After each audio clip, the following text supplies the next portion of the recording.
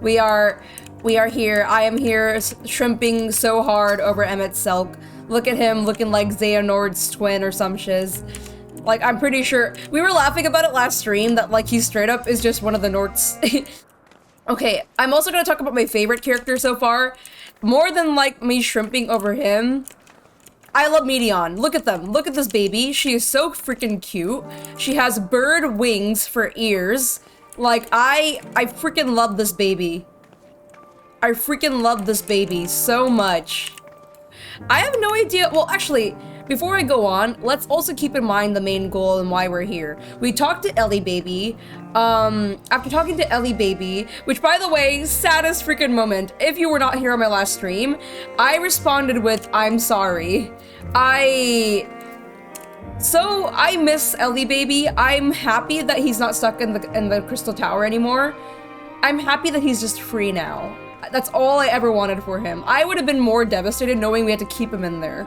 I'm happy that he's just free and he can just rest. So I picked I'm sorry.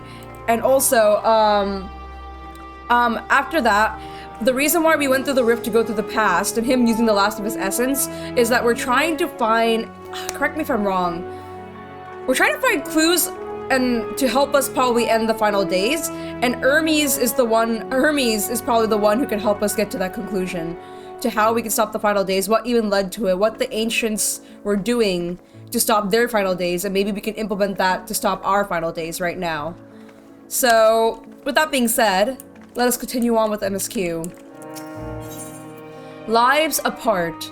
The composure regained, Hermes is ready to return to his duties. Let's also talk about how Hermes is such a freaking... He's just a himbo, man.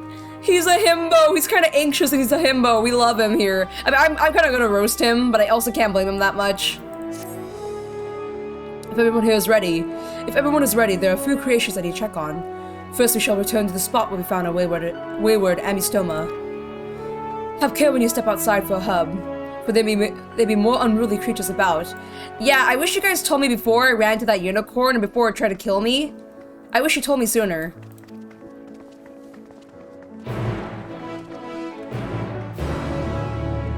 Alright, let us continue on. That's a big old papillon. Bye-bye, petit papillon. I'm sorry, Miraculous Ladybug fans can scream at me if they want. Ah yes, the Eantine Petoluda, one of the newest species of ever popular butterfly. You're still bothered about your robe, don't be. The few specimens you repurpose won't be missed. Yeah, I'll literally turn a butterfly into a robe. So beautiful. Petoluda. I hope they make it into the world. Oh, that's so right. I forgot this place pretty much like makes creatures and bring them out to the world. The ancients kind of worked on stuff like that. Maybe that's why we got tiny butterflies now in current modern day. All women vigor now. When we were discussing this nomination, he was melancholy incarnate. I see. Let's go, Hermes. This here's a new species of Petoluda we recently set loose. It has been doing very well, managing to maintain a stable existence thus far. If it can see its observation period to the end without issue, we shall release it onto the world. Tell me, do you know the difference between living beings and arcane entities? No idea, actually. It is the presence of a soul, yet the soul isn't something you can choose to have at will. No, it manifests only in those beings whose forms are dear to the laws of creation, that can endure on their own. Beings that do not fulfill this requirement, such as those spontaneously born out of magic or natural phenomena, do not have souls. No matter how much it might resemble flora or fauna, if it lacks a soul, then it's considered an arcane entity. I see. So you see, it's not for mankind to decide what is living. That domain lies beyond our manipulation, and it is hubris to assume otherwise. So we have energy here that is kind of out of our control too.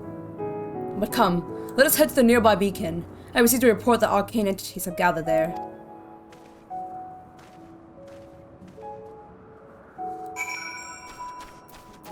Alright.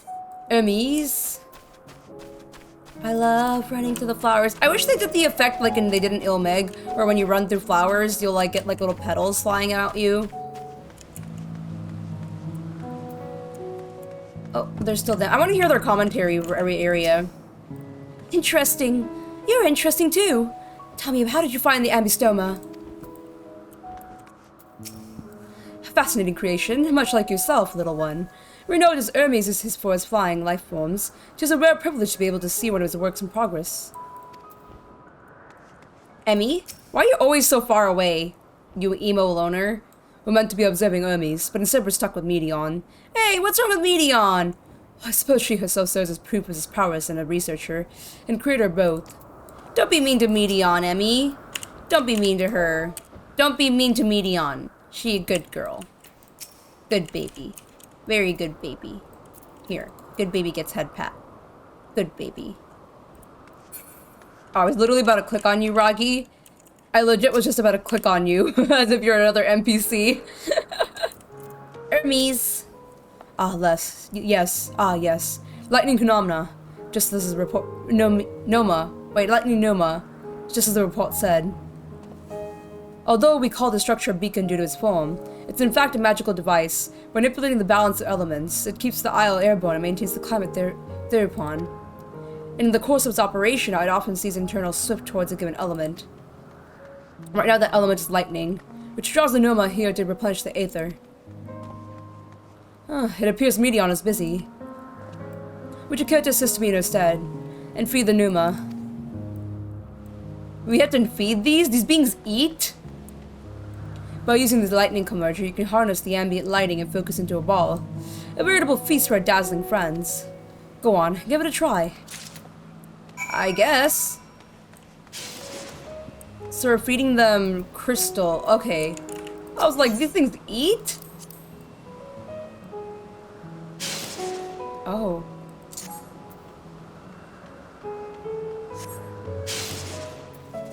Oh, okay, okay. There we go. Create ball of lightning. Okay, so they're creating balls of lightning.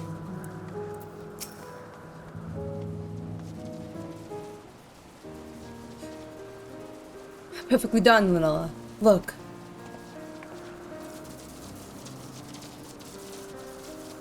Oh. See how they gather to feed. How they express themselves through their actions despite their lack of words. Speech is not the sole defining characteristic of a thinking feeling creature. Nor is the silence an indication that they do not possess these qualities. Be it a soulless arcane entity such as Noma, or ephemeral life forms such as Petoluda, all seek to perpetuate their existence, to survive. Aww. Is Medion an arcane entity? Is Medion a living being? I feel like Medion is a living being. But is she an arcane entity? Is Medion an arcane entity? A good question. I can answer from a theoretical standpoint, but it ultimately falls to the Beru architect to pass judgment. Those exceptional visions such as Hytlodius may be able to ascertain her true nature. But to me it doesn't matter. She is herself, and that is all I need to know. Ah! Oof! Oof! Hermes! He loves his daughter. He loves his baby child. I love her. Why'd you make that face? Oh, you finished already. I'm sorry I was in the way. Not to worry, my dear. They missed nothing of note. We have plenty of work for them to observe. Next we will head to the Morning Dew. I need to speak with some observers there.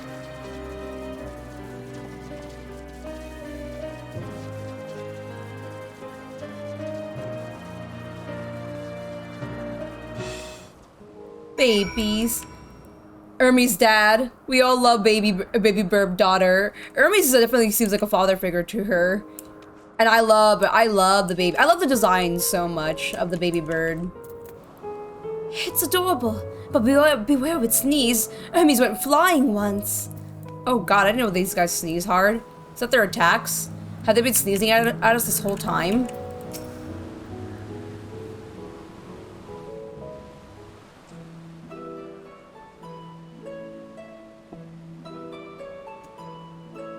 God, I dropped my water bottle fell and gave me a scare. Amazing, is it not? The Ampelos, one of our newest subjects. The Ampelos? Is that what you called them? What do we call them? The Gubu. The Gubus.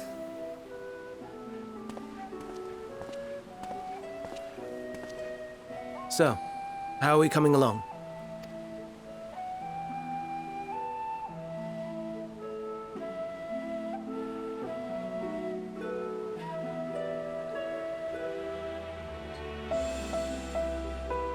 Those flowers! Should we go take one? These flowers are here since ancient times then. They're so pretty though.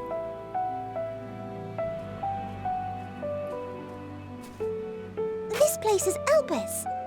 Those flowers. Elpis. Elpis? This section is called Elpis? Wait, what? Those flowers, Elpis? Entelekis. Like me. Entelekis.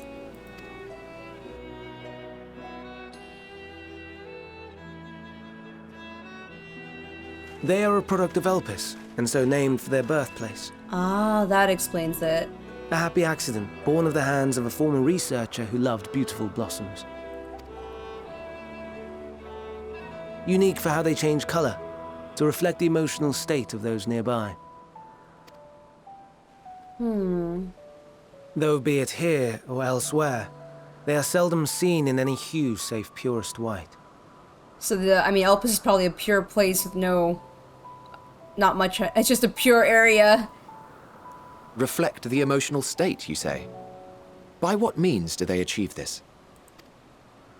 In creation, there exists an energy wholly apart from ether, one driven by emotions. In like manner to how we manipulate ether, this flower is subject to the influence of said energy. While it has no will of its own, it is sensitive to the prevailing emotion in the vicinity, and reacts by altering its color and vibrancy.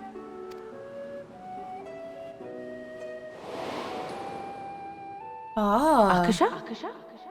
It is one of the unseen energies defined by Harnish alchemical theory. Though a gross oversimplification, some describe it as an essence influenced by feeling. Okay. This flashback.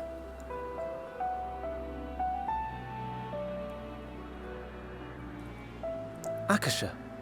Though I'm not familiar with the term, your description suggests it is the self-same energy. Dynamis, we call it.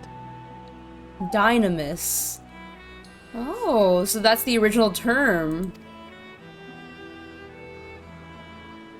And those entities like the Elpis flower that have the ability to interact with this energy, converting emotions into tangible phenomena, are Entelekis.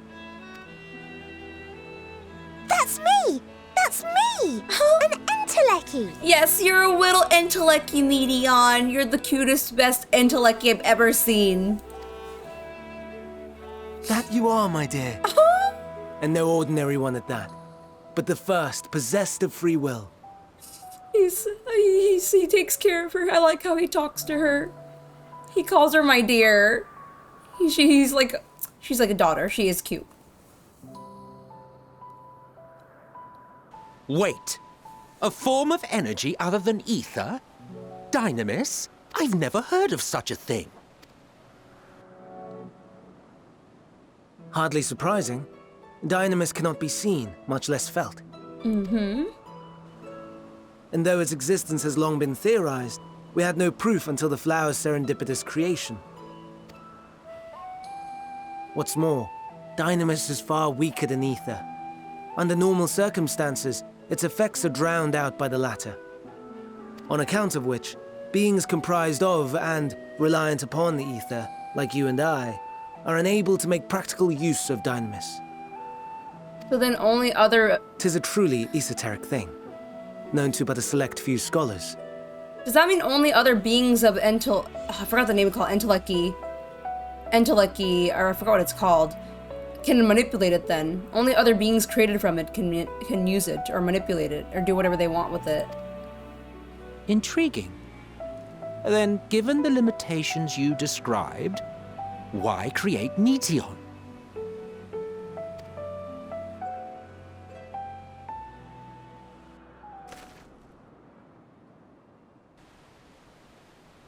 Our star, Aetheris, is especially rich in ether, so much so that its name is derived from it.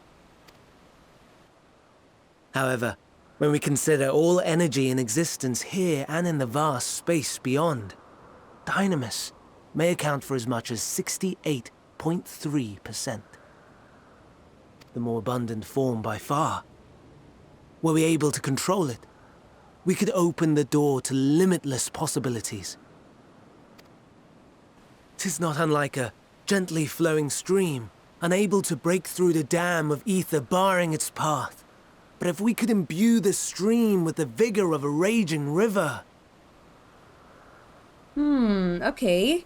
Maybe finding out more about this Dynamis can help us figure out how to combat whatever's ruining everything during the final days. So we might be finding more clues a lot with talking to Hermes. A lot of things that could help us.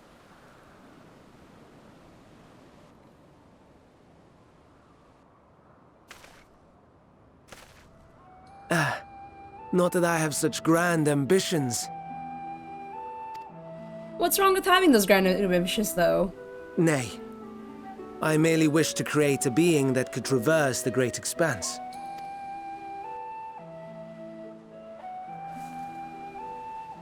The relative scarcity of ether beyond the bounds of this star was a concern. And so, I looked to another source of energy by necessity.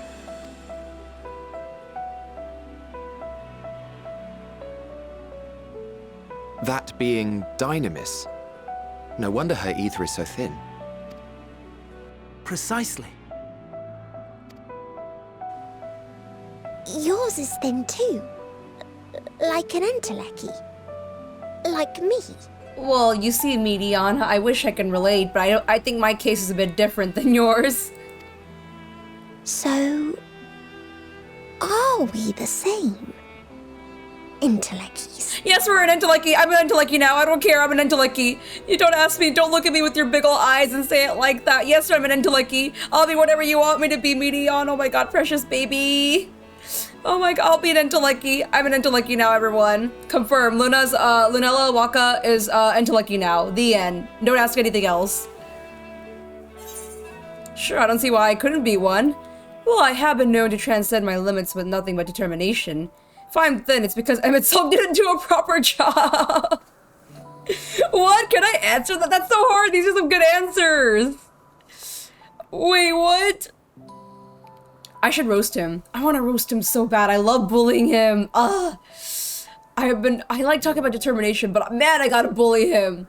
I want to see him angry. I want to see him be a little pissy at me. I want to see him be a pissy brat. If I'm thin, then EMET-SELCH did not do a good job. Well, aren't we ungrateful? Mayhap I should revert you to the pathetic, faded thing you were.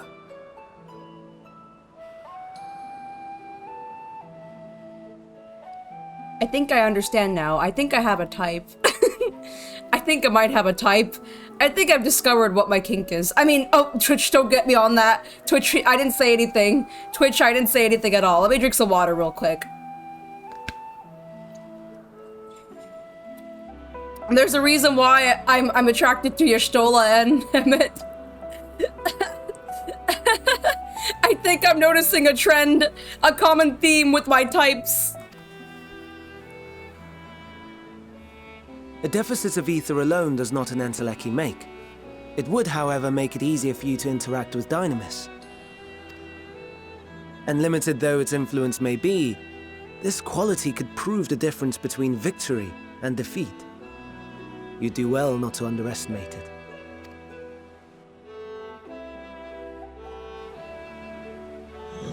Oh snap! It about to sneeze, isn't it? Oh dear. I'd forgotten about the poor fella. Oh, You must okay. excuse me a moment while I go and verify a few more things. Why do I really want it to sneeze on us? Like, I want to see us fly away. I just want to see us be animated, like, flying away for no reason, and laugh at it. I have that weird desire to see them get... I want to see Hermes fly. I don't know why. I want to see Himbo Man do Himbo things. Let him get sneezed at. Dun, dun, na, na, na, na, na. What a good OST.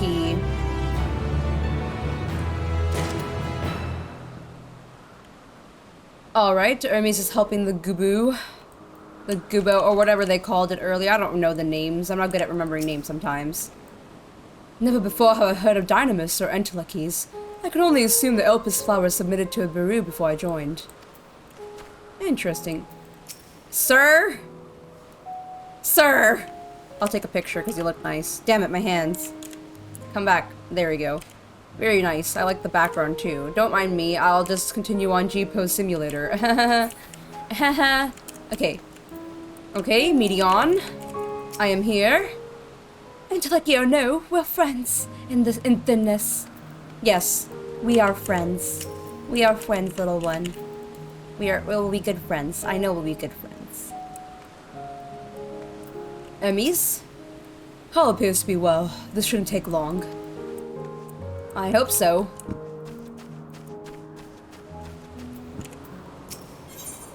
The greatest— why does this look like they're— oh, I think I saw this. Oh my god. I think I saw this on Twitter, because I did see character spoilers, but I still have no idea what was happening.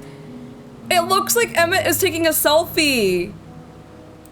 It looks like Emmet is literally taking a selfie, and everyone's just kind of off guard. EMET-SELCH appears to be deep in thought. Oh yeah, I did want to mention, everyone, I did see the character spoilers, unfortunately, but to me that wasn't really too big of a problem, because I knew that it was going to be about the Asians, so that wasn't a big deal. I didn't know who Hermes was. I just saw a dude with the mask right there, and I saw Medion, and that's it. And I was like, oh, they look cool. I have no idea who they are.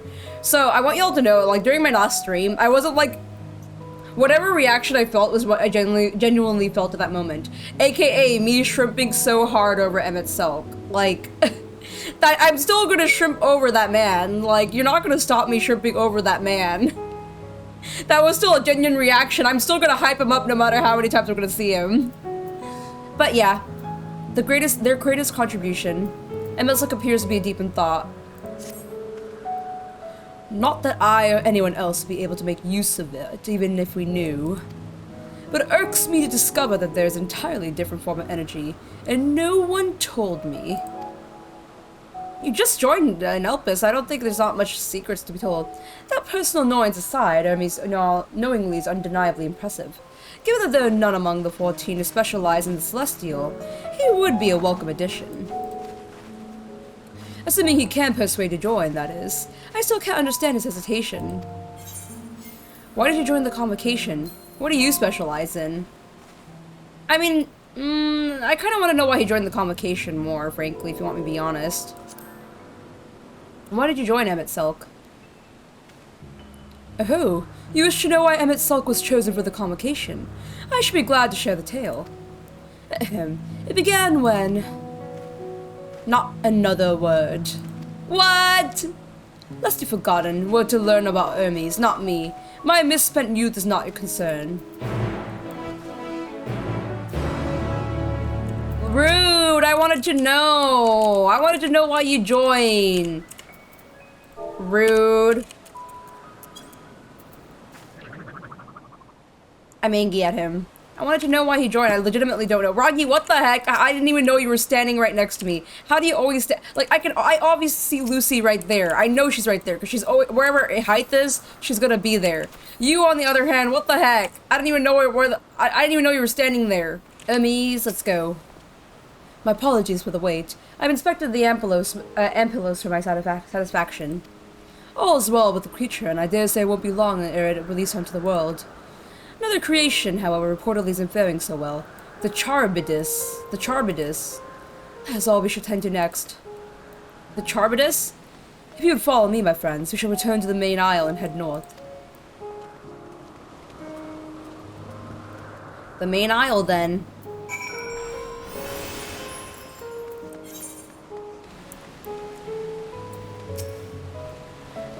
Oh, forgive me. I thought another member of the convocation had come. This is turning out to be an eventful day. Oh, these things! I remembered them in Heavensward? Oh. A serpentine, a bird, or a winged snake. Both, I guess. No one really knows what it is, I think. Ma'am, I can't click on height with you there. There's a slight difference in etheric balance between these Charybdis. By this, it may be assumed that they aren't the original creations, but their offspring. You're telling me Wait, you're telling me hold on, let me read that. You're telling me a bird and a dragon, a fish and a dragon banged and made this? Is that what you're telling me?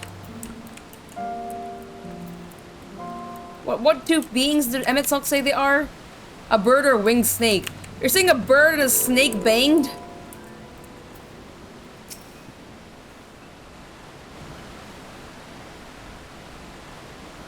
Why is this one particularly different colored?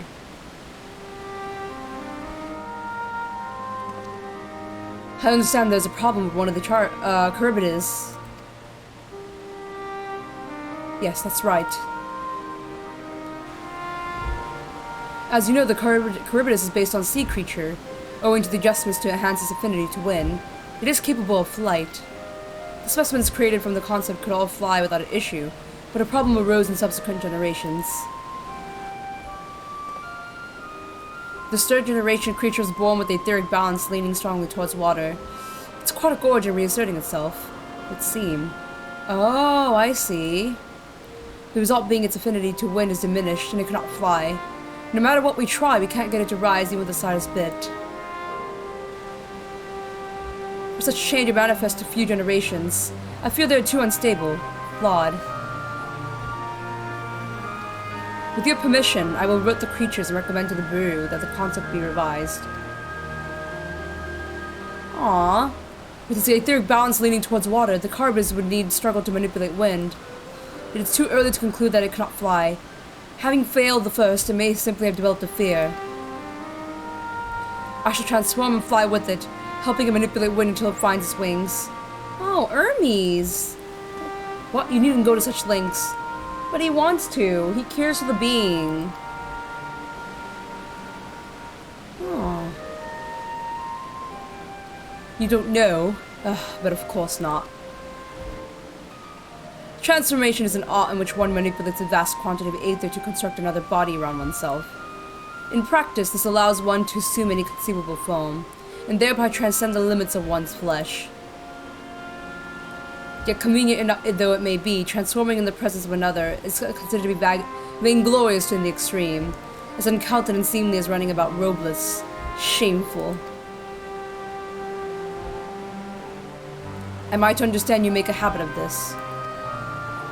Nothing of the sort. It's just that, when transformed, I can wield the wind and fly. It may seem excessive, but it is our shame to the lives of the it is our shame next to the lives of these creatures. They deserve a chance, and we owe it to them to do all our power. Be that as it may.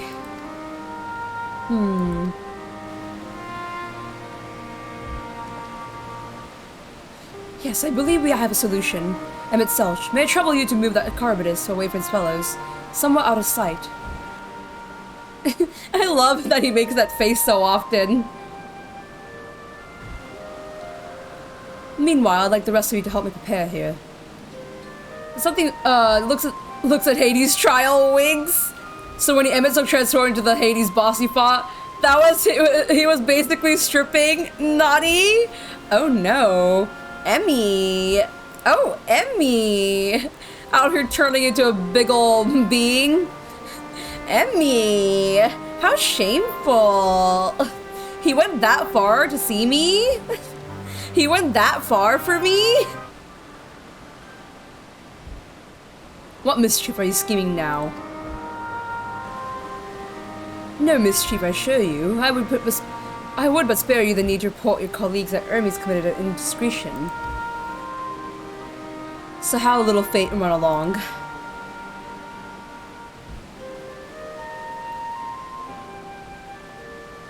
I trust you don't mind.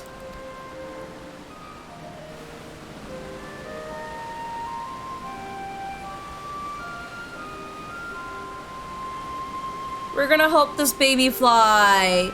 You're gonna fly like your siblings, okay? You're gonna fly. Ma'am, that's his skirt. Ma'am? Ma'am? Ma'am? Ma'am? Ma'am? Excuse me. This is a PG-13 stream. You know what? Anyways, excuse me? Right in front of my bread? Sir? You have been making comments of that nature the whole stream? I have not been doing anything of such. This is a PG-13 stream. I simply... Not anymore, it ain't, Vera. Not anymore, it ain't. EMET-SELCH is out of sight. Good. Let's speak of the plan. It's a stroke of genius, really. We have EMET-SELCH train the Charybdis. You know what? I gave up. Aside from being able to fly on and transform, he can readily see aether currents. And with his adept spellcraft, he can also employ suitable wind magics to guide the creature along. While he is indeed capable of all you described, it is not his duty. I am loath to trouble him with it. Don't be. As I mentioned, it would be for his own sake. With that settled, let's begin at once.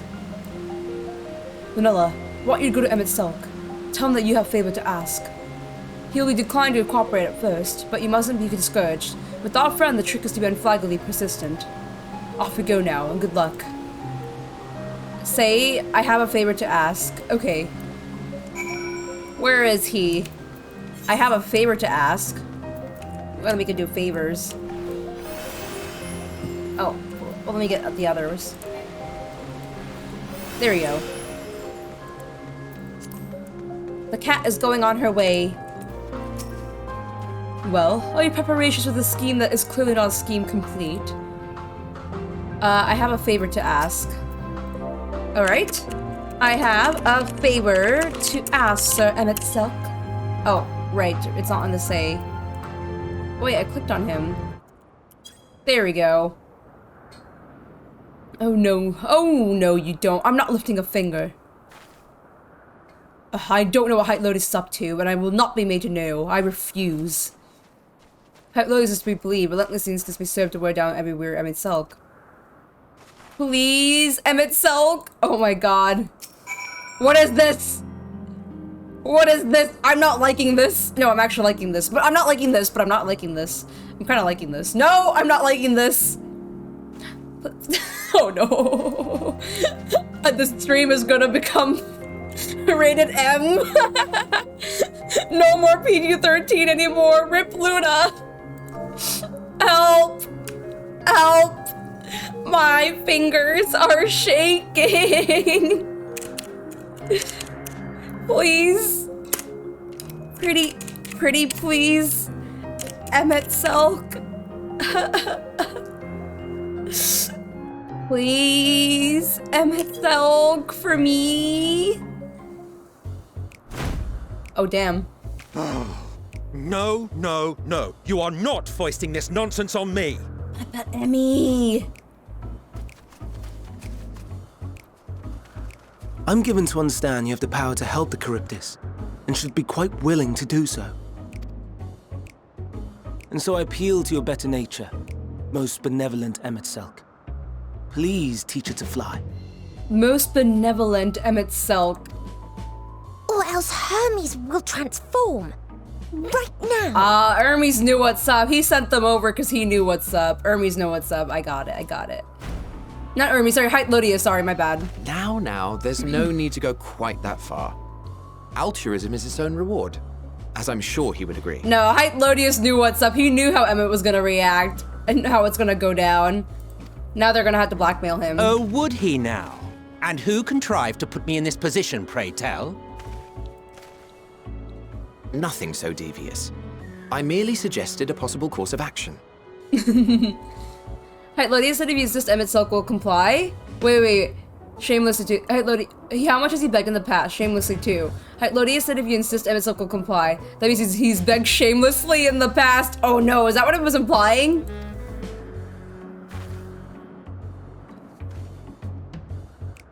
He's having fun here. Height Lotus is getting a little kick right here. Please, EMET-SELCH. Please. He can't deny the cute big ol' eyes. I did not come all this way to play nursemaid to your creations. I'd thank you to remember this favor and let it be the last. Pack up the sass, Emmett. You know you're gonna do it anyway, tsundere, right? He's gonna... He cares. I know he cares. Stop being a sass. I know you care. Aww. Her little wings move.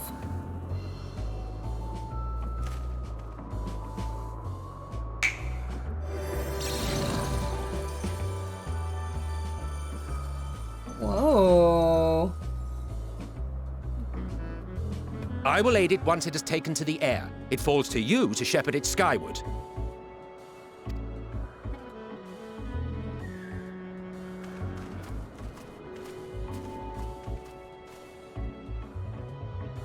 Well, let's relax and enjoy the spectacle, shall we? Alrighty then. Slash snap. Always slash snap. I still haven't got that emote, and one day I will. One day I will spend $8. $8 for that snap.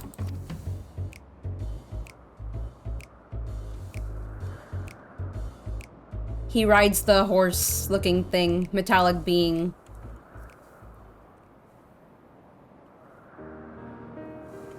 Look at him float in the air. Girl You were gives us wondering something. why EMET-SELCH joined the convocation. Yes! Tell me! It's one of my favorite emotes to have. I use it with my gear change macro. Oh, so you have a macro? I've seen a lot of people do that, like the snap macro change with the gear. I think it's cool that people do that. Truth be told, he wasn't the first choice for the office. I was. On the strength of my ability to see ether. Ah, I see. But I declined the offer. For though my vision is exceptional, I am pedestrian in all other aspects. Worse even. Wait, for my vision is exceptional, pedestrian all out, worse even. Ah, so that's why you wanted to give him... I know, like, they actually wrote this out in lore, I believe. That, like in the side stories on the website, apparently it was mentioned that, like, Height was the actual selected, but he didn't want to take the position up. Online store sale going on now. I think it's a little less at the moment. It is? Oh, sweet! Okay. Maybe I'll get it. I did get paid. I did get paid today. Maybe I'll get it then. Heck yeah. Okay. If it's cheaper than it usually is, I might grab myself some things. I was thinking of buying myself some other outfits for my cat girl. I just don't know what yet. Because I think I have enough of outfits, in-game Mog Station stuff. I have what I want. The sale's until March 11th. Copy the boyfriend. Wait, what? The sale's on the until March 11th. Oh, sweet. Thanks, Robbins. Thank you, Wobbins. Luna's gonna buy something on stream part 2. Last time I bought the school uniform because it was a need. It was a need to look cute, alright? I needed it. Copy the boyfriend. Am I sitting that? I think that's my default sitting position. Quite abysmal when it comes to manipulating ether, for example. Couldn't transform even if I had a mind to do so. What good is the ability to perceive a problem if one cannot act to address it? EMET-SELCH has no such shortcomings. He excels in vision and manipulation both, the latter to an extraordinary degree. If there is a mage more powerful, I do not know of them. Oh, I see. I wonder if Emmet ever was, like, not as confident in himself as well before this, like, he got selected. Because, like, Emmet does have good ability. Both are powerful, it seems. So Heitlodius believes that Emmet is even more powerful. He believes Emmet is even more powerful and capable than him, then. This gives me extrovert and introvert vibes. I don't know why. Like, Emmet is obviously more of the introvert. Let Heitlodius be, that word, XIV.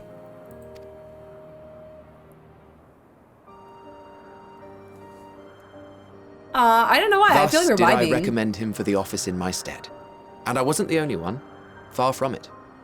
I'm sorry, my cat girl and Height are just on some sort of same wavelength here.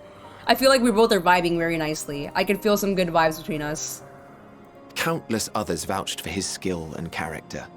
People the world over, to whom he had previously lent a helping hand. Oh, how surprised he was. claimed he hadn't done anything remarkable for anyone. Modest to a fault. Help. I'm gonna screenshot this. I don't know why. I just don't mind me. I'm happy to hear that about him. He deserved every bit of acclaim he received. Yet he may well have gone unappreciated were it not for a mutual friend. He's so pretty. Oh gosh. I just like these words, like what Hythe is saying about EMET-SELCH. It gives us a little more of like how his real personality is. As a friend who's like close to him, who knows him like that well, and hearing how his personality actually is, he is a big tsundere.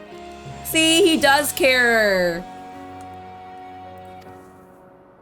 A singular soul who can't help but involve herself in the business of others. Oh. Where she walks, excitement is certain to follow. Oh, no way! He's talking about the wool too? Oh god, I'm gonna take a picture of everything now. Oh, no way! Are you saying the Azem— No, you're gonna break me! Are you saying the Azem encouraged him a lot? No, I'm gonna lose it, y'all. Her antics irritate EMET-SELCH to no end. No way! But much of his grumbling stems from genuine concern. I want y'all to know I actually have a design for my Azem. I just never like drew them or like shared it with you guys. I would love to get an art piece and just show you how my Azem looks. Only my mods and friends know how my Azem looks. Oh god, I want to show you guys. I want to show you all so badly. One day when I get the chance, I'll commission an artist to draw how my Azem looks. I will like show them to you guys. I will show you. That makes me so happy to hear that their dynamic is like that, because that's how I personally imagine my dynamic, my Azem's dynamic with EMET-SELCH would be. So it's perfect for me. When our friend calls, he never fails to answer and lend his talents. You are spoon feeding me some good stuff. Please stop this. 14. You are spoon feeding me some good EMET-SELCH content. I am getting fed a good 7-course freaking meal. And in the course of doing so, he himself came to be recognized and respected by those around him. Help. Help. Help. They are truly remarkable individuals, and I'm proud to call them friends. I'm happy to have you as a friend, Hythe. Hythe, I'm so happy. I like your vibes so much. To help them realize their dreams. This will be my greatest contribution to our world. What? You're a true friend. I want you to be recognized. You deserve to be recognized too, just like the Azem and EMET-SELCH. Is this all— I mean, is this what makes you content? You're giving Ragi vibes, I'm not gonna lie. Sorry, I didn't mean to expose you like that, Ragi. I couldn't help but say that. You give me like strong Ragi vibes. And when they have fulfilled their respective purposes, so too shall I have fulfilled mine. And together we may return to the star. Help, I'm gonna cry. These words are so beautiful. Look at me, spilling my innermost secrets. I can't seem to help it with you. I wonder why, Hythe. I wonder. I can only assume it is due to the color of your soul. I just don't understand how you can be so alike and yet so different. I'm a cat, sir. Well done, my pet. Well done! Aw, Snack Baby did it! Look at you, we knew you could fly. Oh my god, he's smiling too. Yes. I'm gonna lose it. I dare say the Charybdis will be fine here on. Charybdis. Charybdis, alright. Yay, the Charybdis did it! Why don't you go and signal to EMET-SELCH? Let him know that his arduous task is at an end.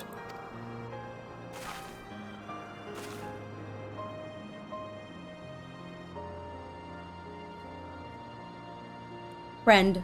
We are friends. We are very much friends. I'm sorry, I'm just gonna keep taking pictures, you guys. All I can do is apologize because I can't help but want to take so many pictures.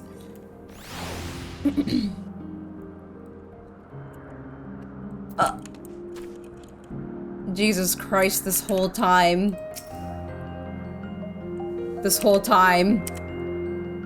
That Vera. This Vera has no shame. Look, Lunella. Look how well the Charybdis flies. Hermes? It's flying. It's really flying. As it were born to do so. Thank goodness. Oh, do I stand here? Oh, what do I do? Oh, wave to EMET-SELCH at the... Thank you for spoon-feeding me everything. I love all these interactions we're having right now. I will wave to him. Oh, didn't mean to take a picture of that, actually. That was by accident. Emerging from his reverie, EMET-SELCH notices you and begins to descend with the Charybdis.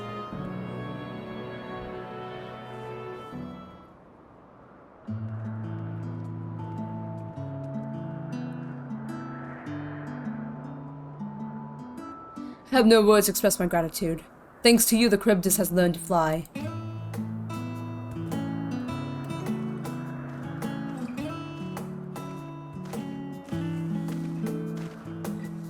And Lunella and I could relax and have a pleasant chat. I'm sure you did.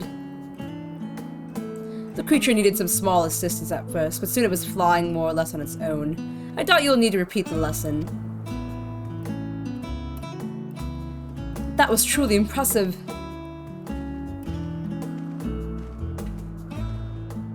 I witnessed it all from afar. The Charybdis flies! Indeed. With this we've proven that even a creature with skewed etheric balance is capable of flight. Though we helped it achieve this, the Charybdis is a herd animal. They may well aid their struggling kin in like fashion if and when the need arises. Keeping this in mind, I bid you continue observing them.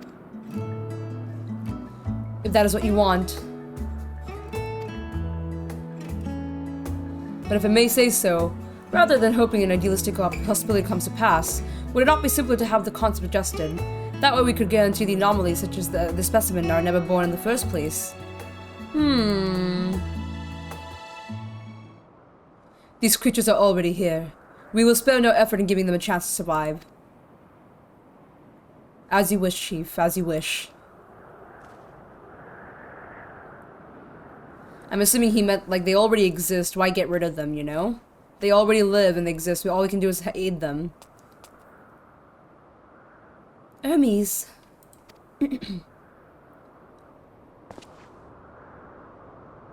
I'm fine, don't worry. Well, that concludes all my present tasks. Let's return to Ignosis for now.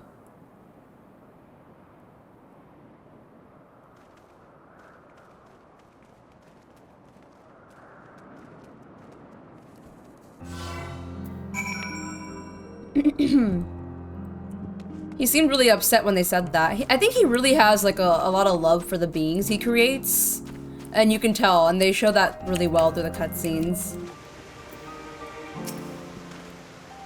I thoroughly enjoyed myself, at the end of most of all. Now you've seen what I do. Was it everything you were expecting? I think your job is amazing, actually. It's pretty cool. Oh, the creations are happy. That makes me happy, too. Baby. What? Want to apologize for forcing me to help, do you? I ain't apologizing for anything. Save your breath, you didn't force me to do anything. I merely chose the most expeditious way to have done with the impediment to our business. I mean, I guess. What's the new gear? Oh, he's thoroughly enjoying himself. I sure bet, you can tell in his face. Very much. I'm tired, leave me be. You're always tired, Emmy. I...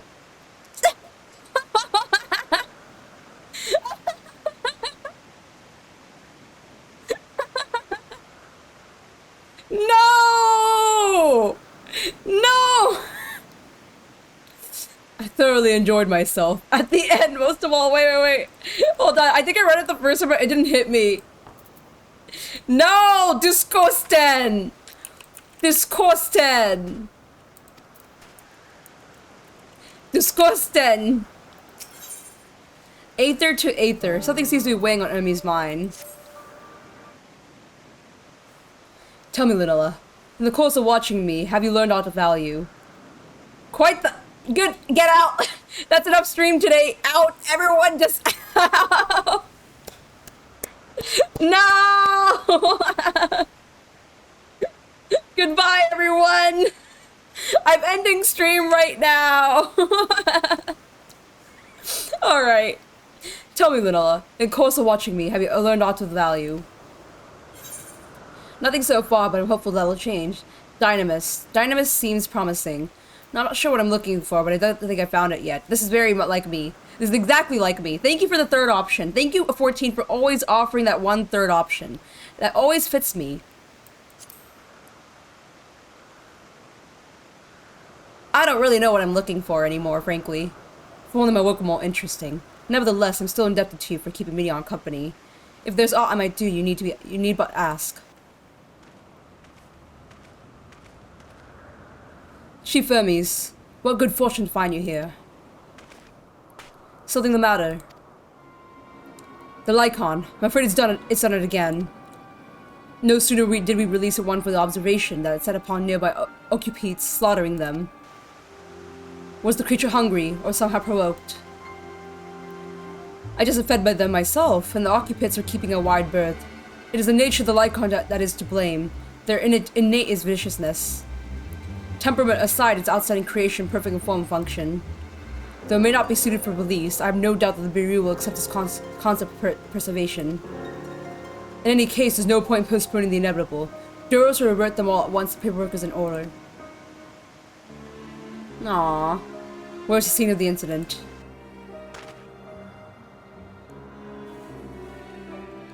Just off the path of the 12 Wonders. As you make your way, you should see to the left. I don't know if Doris is still there, however. Hermes, wait!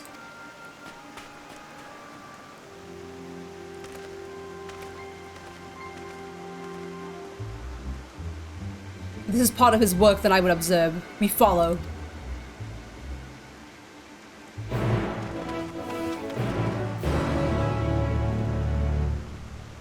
EMET-SELCH? A fearsome beast is Lycon, but where is it now? I sure hope it wasn't that tentacle. Oh wait, it's these things, chicken-looking things. The occupant is no easy prey, with its hooves and horns. It was designed to be formidable even on land. Yet they didn't stand a chance against the Lycon. Oh, what I was literally about to click on Yuragi. It's heavy. Hermes' pain. Oh no. Hermes.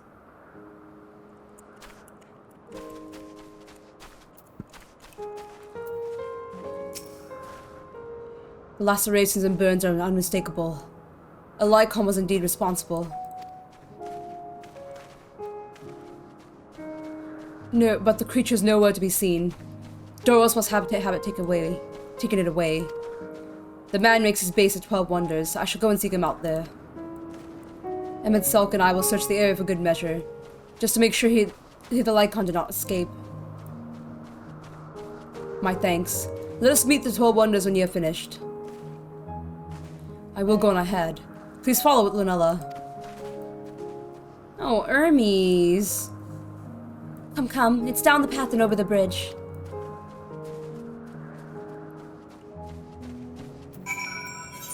This way, it seems. There it is. The 12 Wonders. Hermes is looking for Doros. Let's look for Doros too.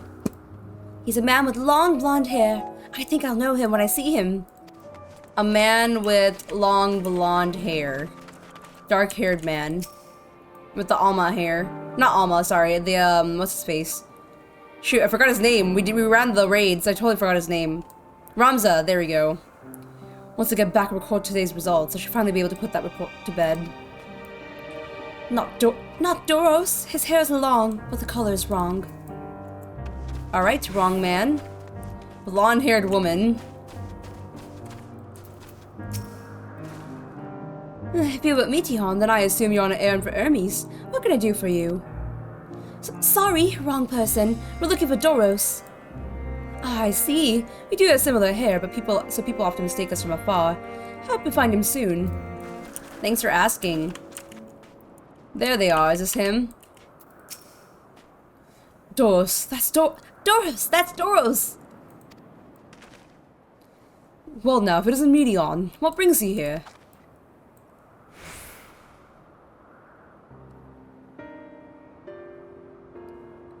Ah, I thought I heard familiar voices.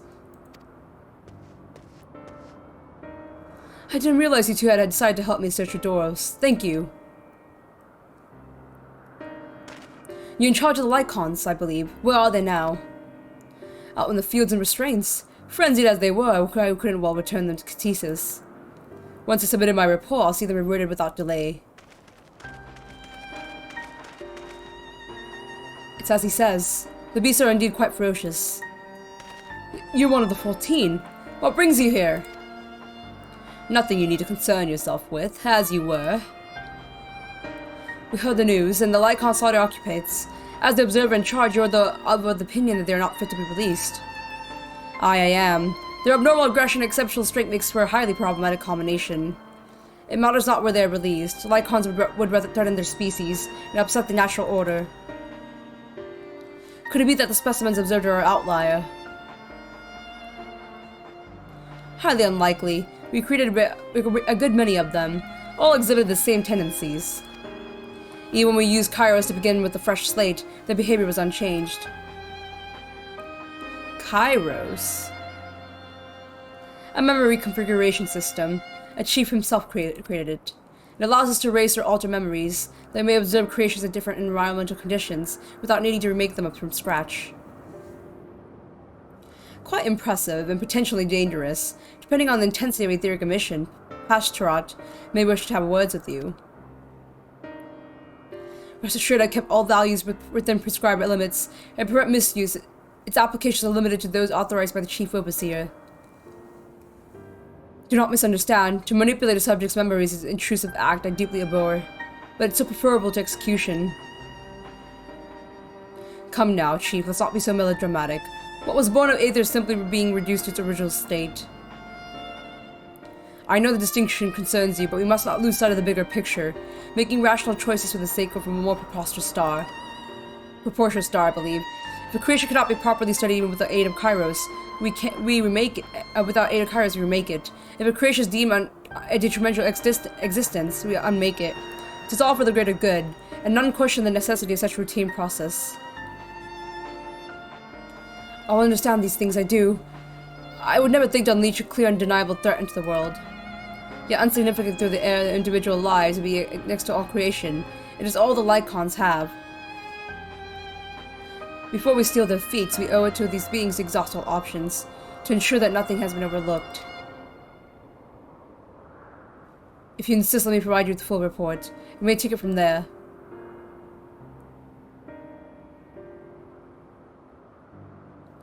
Would it be possible for us to attend the discussion? The EMET-SELCH may be able to carry out his duties. By all means. Pray show them to the meeting room.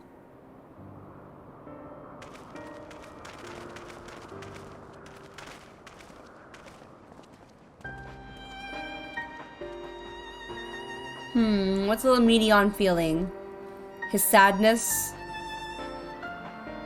She's probably feeling that right now. We have a duty to the star, this I know. But doesn't mean we don't also have responsibility to the lives we bring to existence here. Meaty baby. To man and other beings are just things. To be used and controlled. Like magic. That's what Hermes told me once. Oh no. Then what of her? Then what of her then? A sentimental gift. You need to be a Etelenki to feel the weight bearing down on Hermes. I fear this discussion may take a while, during which time...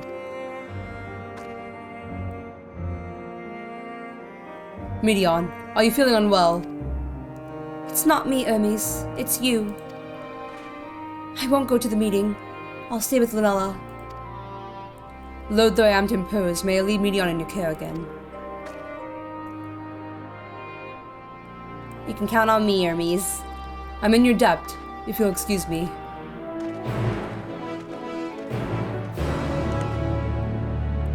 Medion. Can you help me with something, Lila?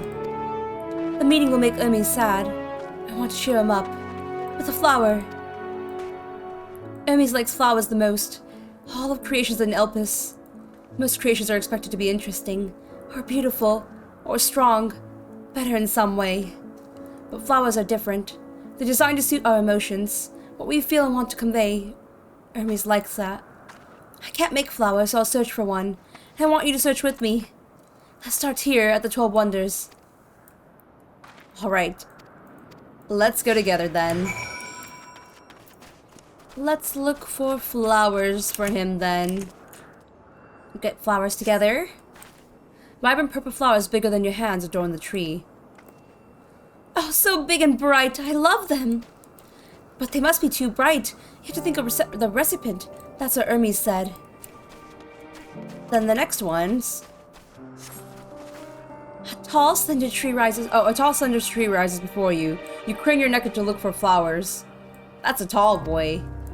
No flowers. If there were apples, you could have covered them in syrup. Let's head outside next. Don't worry, we won't wander far.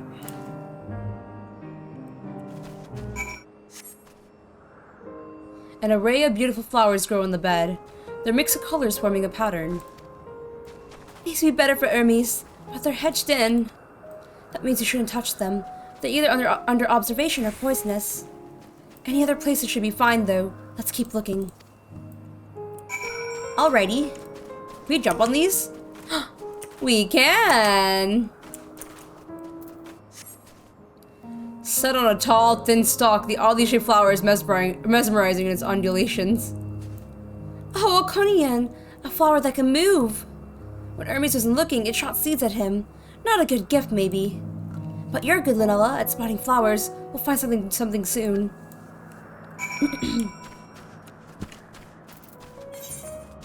This way.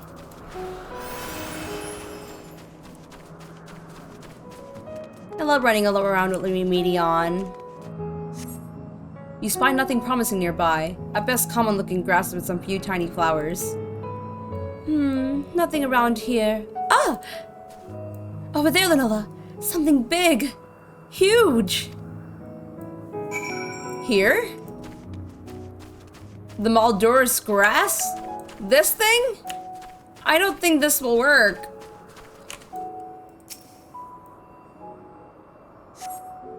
A terrible stench reminiscent of the sodden old boots pervades the air.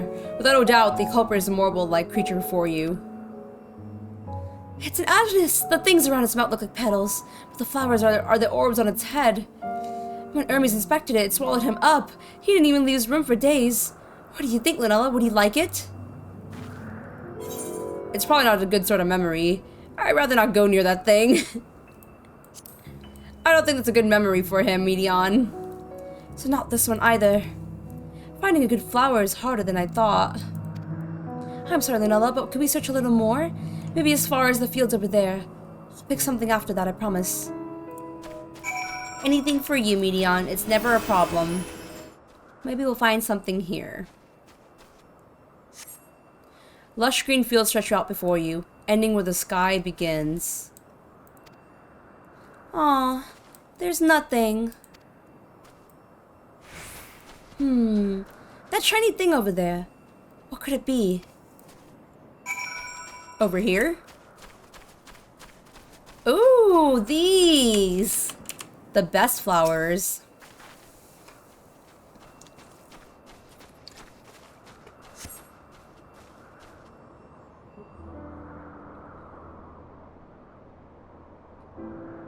Oh, Elpis flowers! They're here too. Hermes likes and dislikes them at the same time. Like me, they're intellectuals. Like me, they feel his pain and turn dark. That's only for Hermes, though. For others, they're always white and bright.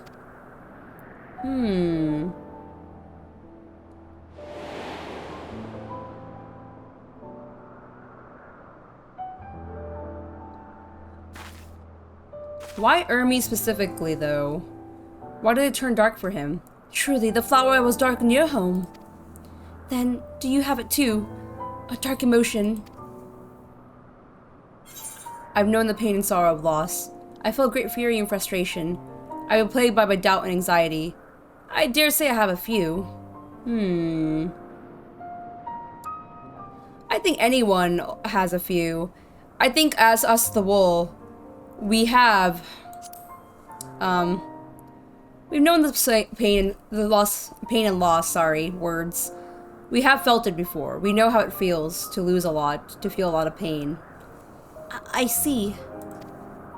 Hermes has known the same. The feeling that part of you is gone, again and again, but no one notices. Please, Lunella, won't you lend it to me? Your pain and sorrow. I want you to make the flower dark, in front of Hermes. He has been in a dark place since before he created me. He needs to know that he isn't there alone, that others are sad too. Of course. Even a happy-go-lucky cat like me can feel sadness. Truly, you'll do it? Of course. Thank you, Lunella, thank you. It means more to me than I can say. I can't wait to see how Hermes reacts. Let's go back and fetch him.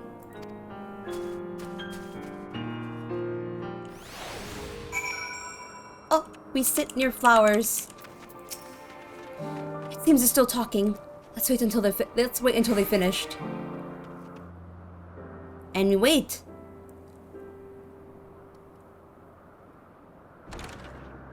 There he comes.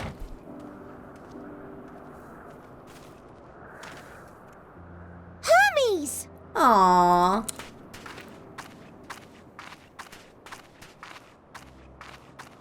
Oh, you were waiting for me. Aw, he sounds already sad.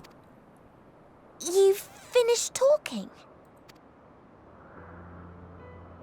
Yes, we've come to a decision. My thanks for keeping Meteion company. EMET-SELCH and Hythlodaeus have already retired to their rooms. There is room for you too, if you would follow me. We get a room here? Wait! I want to show you something first.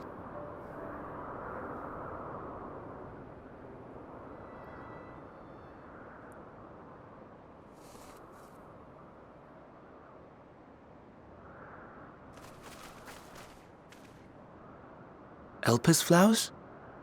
They are indeed Elpis flowers. Go on. I sure hope I can do it. If I can feel pain and loss.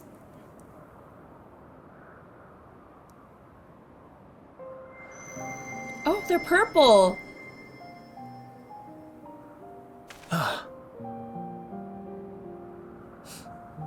You're not the only one, Hermes. Others feel sad Aww. too. You're not alone.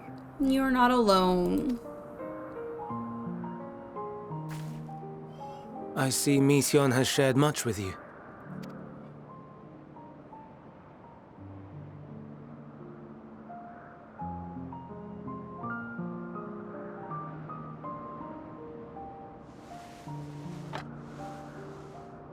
Oh!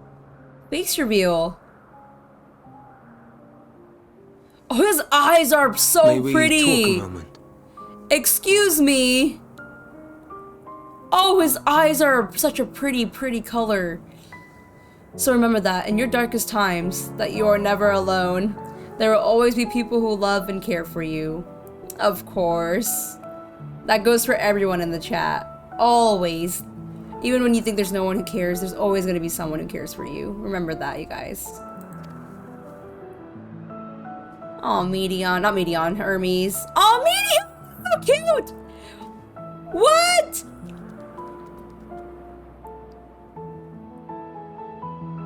Porcupine! Oh, look at all these beings! I do not think it wrong that we live for the star, that we strive to make it a better place.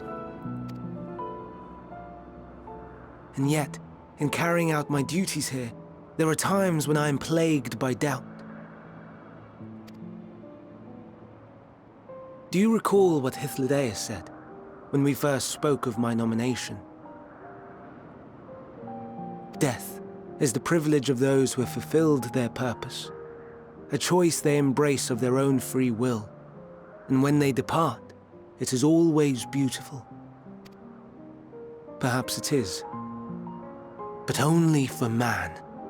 I see. Creations that he deems useless are discarded with nary a second thought. That must hurt. Oh, they're showing us like life.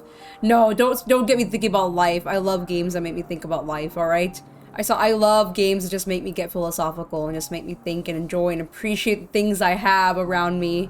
Please. They're showing, look at the little freaking porcupine family! The song makes me cry and I hate it, but I love it. It's a good, like, heart. It's like melancholic in a way. It's like you're feeling joy, but you're also feeling a bit of sadness in this one tune. Very well done if Soken wrote this OST. Very good for bringing out the melancholy. Very well done. Some scarcely born into the world, afforded a handful of breaths before life and potential are abruptly extinguished. We make an effort to spare them the pain, but they sense what awaits. Rage and anguish and cower and fear, and it is not beautiful. Aww. Yet no one cares. No one.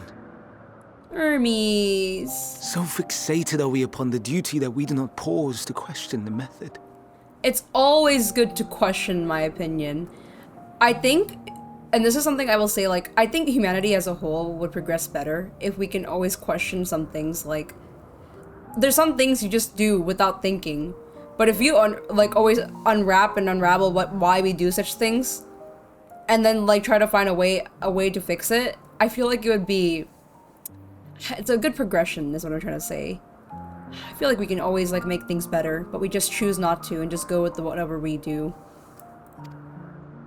Pain and suffering, confusion and despair, writ plain in the eyes of those poor creatures. Aww. Yet no one sees. We turn a blind eye and carry on in blissful ignorance. Nor to miss. And always, always the blossoms shine pure and white. A contradiction so blatant I could scream, want to scream. How can you all accept this aberration? You're an empath, Hermes. Then I wonder, am I the aberration for thinking thus? And I am filled with dread. But now I know I'm not alone. Not the only one for whom the flowers weep. Owen asked what you thought as he kneeled beside the Elpis, or if he only did it at Meteon's insistence. Nevertheless, I thank you. Aww. I just can't awing it. To know that you too have experienced suffering is a comfort. Sometimes just sharing each other's pain is another way of comfort. It's true, Hermes. We often share only the good things with each other, but I feel like the real ones will also accept the bad things, the negative things. The real ones that want to stick with you would always accept even your negative things, the negative parts of you, not only the positive parts of you, you know? Because both parts, all your parts is what makes you beautiful. So, yeah, Hermes, of course, you are not the only one experiencing suffering. I have too. I'm glad I could be of service. Let's not want to know more brooding, eh? Oh, I could tell you all about suffering. Nah, I think the first one would be, I'm just happy to help a friend out. To so willingly lend an ear to ease my burden. You are a strange one. That is what makes us whole. Indeed, Spaghetti. That is what makes us whole. It's true.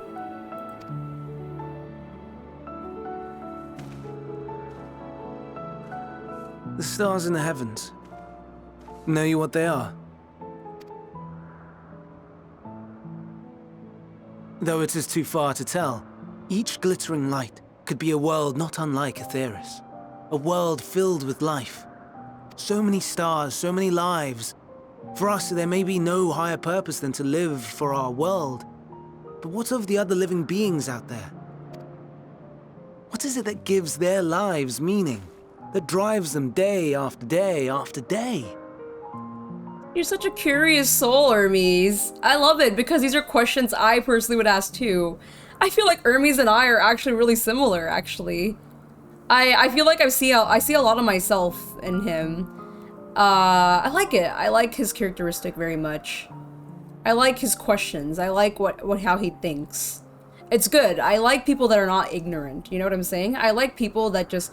So there's people who think these thoughts but choose to stay ignorant because it's blissful to be. You know, ignorance is bliss, you know? Which I understand. You don't always want to constantly be thinking about things that could possibly make you sad, but I feel like it's also not good to always be ignorant as well.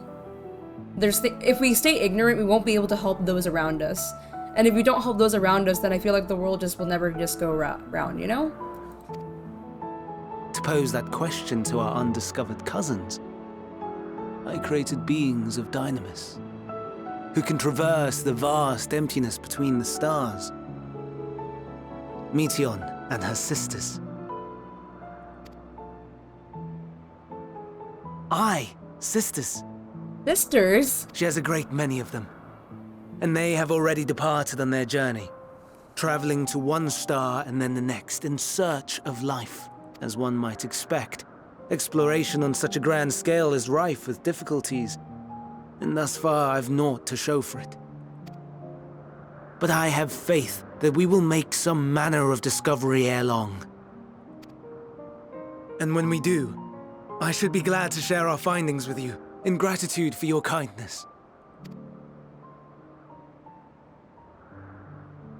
It's getting rather late. We had best find our beds. It would not do for both of us to be sleep-deprived on the morrow. Come, Meteion. Let us head back. I'm sorry, little Meteion playing in the grass is the cutest freaking thing. All right.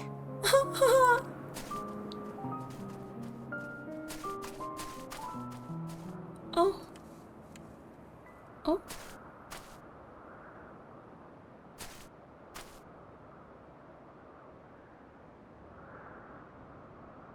What are you looking at, small child?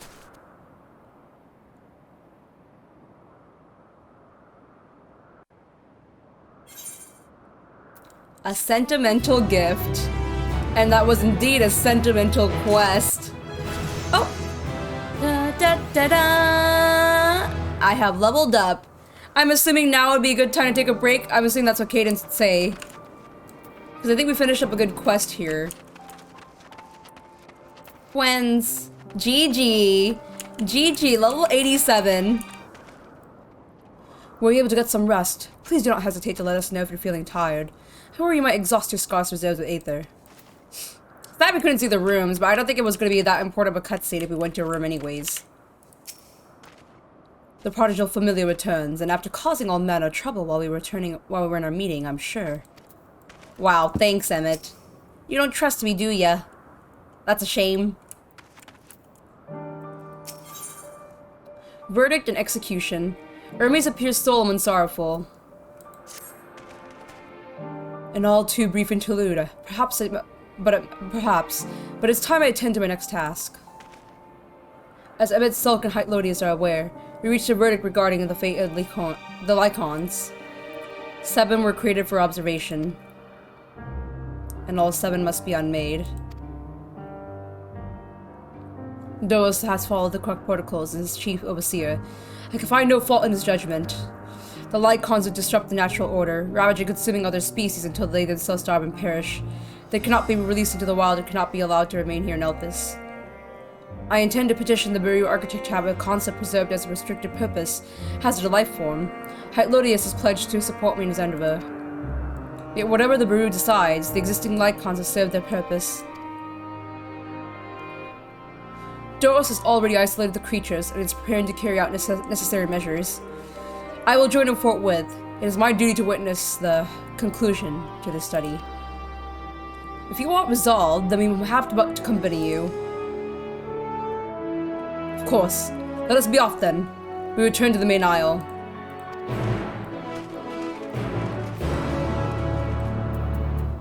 Fingers crossed we can save the Lycons, and hopefully they won't be as aggro as they used to be.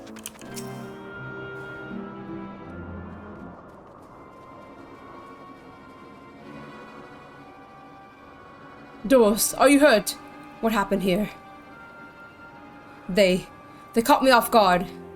I had them bound by the ethereal shackles, but they came frenzied even more so than usual and broke free. I was able to stop 4, but the other 3 escaped.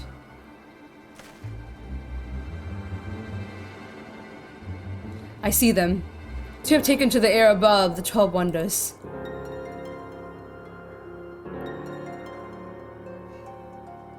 The last is up ahead, lurking in the fields. You and Lunella handle that one. The pair in the sky, you can leave to me. If this is how it must end, then so be it. I will render assistance to EMET-SELCH, unneeding though it is.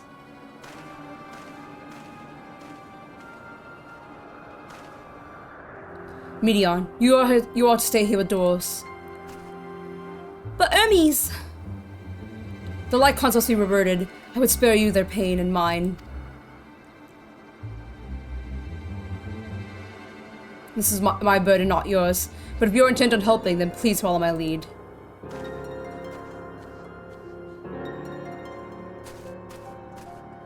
It is true, the Medion would get hurt, knowing that Hermes would feel sad. Stay with Hermes, Lunella. He would need someone when the time comes. Never mind my wounds, they are easily healed. It is the Lycons which concern me. We've never seen beasts like these like in Eorzea or anywhere before, right? I wonder if it's because we got rid of them right now, they never really came to exist for us. Appreciate your help, and lament that it is necessary. There it is, our quarry, within striking distance at present. But if it feels threatened, it may well flee beyond our reach. Here's my plan. You'll approach slowly in full view and draw the Lycon's attention. Now I warn you, its abilities are as furious as temperament. Once it spots you, will unleash orbs of flame. It's the same model as the Fenrir boss. I think they're also a mount. Wait, really? Then I must be wrong. Then I don't remember the Fenrir boss at all. I didn't even know there was a mount for this. But feel not. By my measure, you are more than equal to the task. Withstand the onslaught for a few brief moments, and that will give me time to catch it unawares. Ready? Then let's begin. Let's go.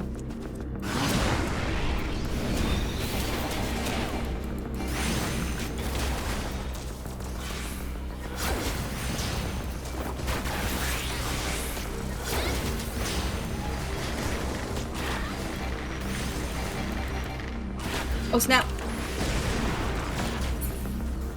GG. Oh, there's more.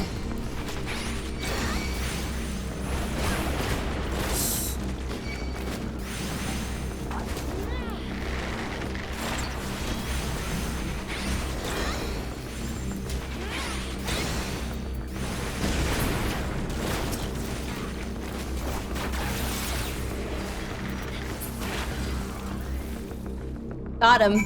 Yeah, the mount is like 8 gold chocobo feathers. 8 gold chocobo feathers? Dang. I don't know. I've never seen this before in my life. What the heck? I don't know they were that bougie.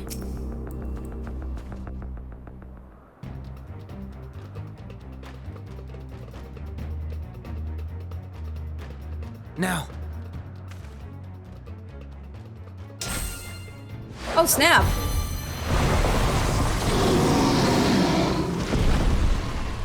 Oh, he had to end it.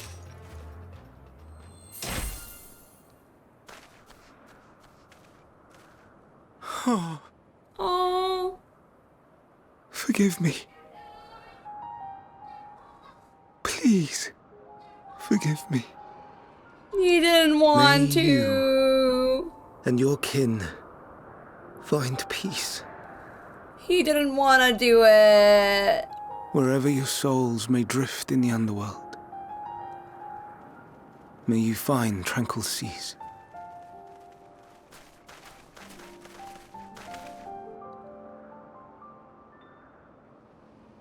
Be not forgotten.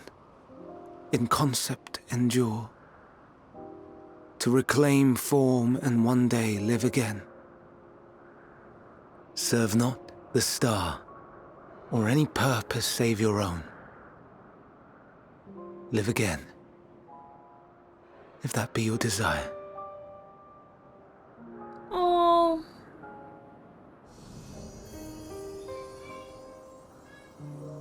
Hate, if that be your want. We are worthy. But leave your suffering behind. Lay down your burdens, be born anew. Fly high, fly free.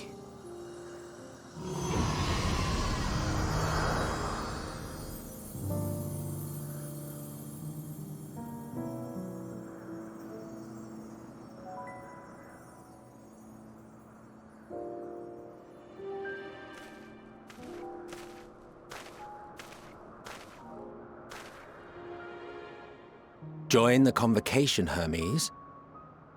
What? You do not belong here. Why is that? Leave to replace another. To be replaced. It changes nothing. Tell me, do you think it right that we sacrifice all these lives for the sake of the star? And when the star has reached perfection, what then?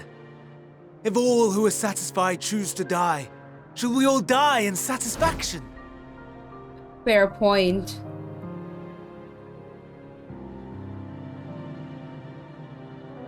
I do not know. Were I to take up the seat of Van Daniel, it would be tantamount to approving my predecessor's death. I do not know if it is right. And to be torn by such thoughts, I do not know if I am fit to represent mankind. Hermes! Please don't be angry. It hurts so. Oh. Baby, no, baby, cry. Forgive me. If you would still consider me in spite of everything, I beg some time to gather my thoughts. Meanwhile, Hythlodaeus, I fear I must trouble you to attend to the others. 'Tis no trouble at all. Take as long as you require.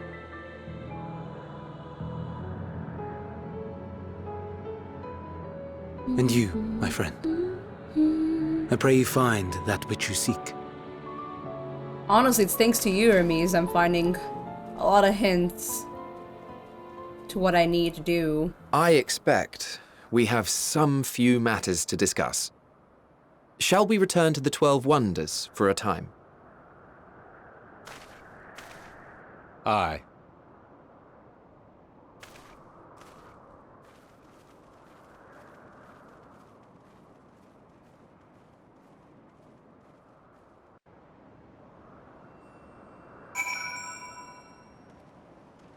Oh, I love Hermes' character. That cutscene was sad, though. I felt that in my heart. I felt it, like how he was feeling. Well done to the voice actors for this scene. Though, Emmy, that was bad timing. Why would you tell him that? I mean, obviously that's what he's here for, because Hermes is, they're asking Hermes to go join the convocation, but Hermes is like, I like my living beings, I like helping them.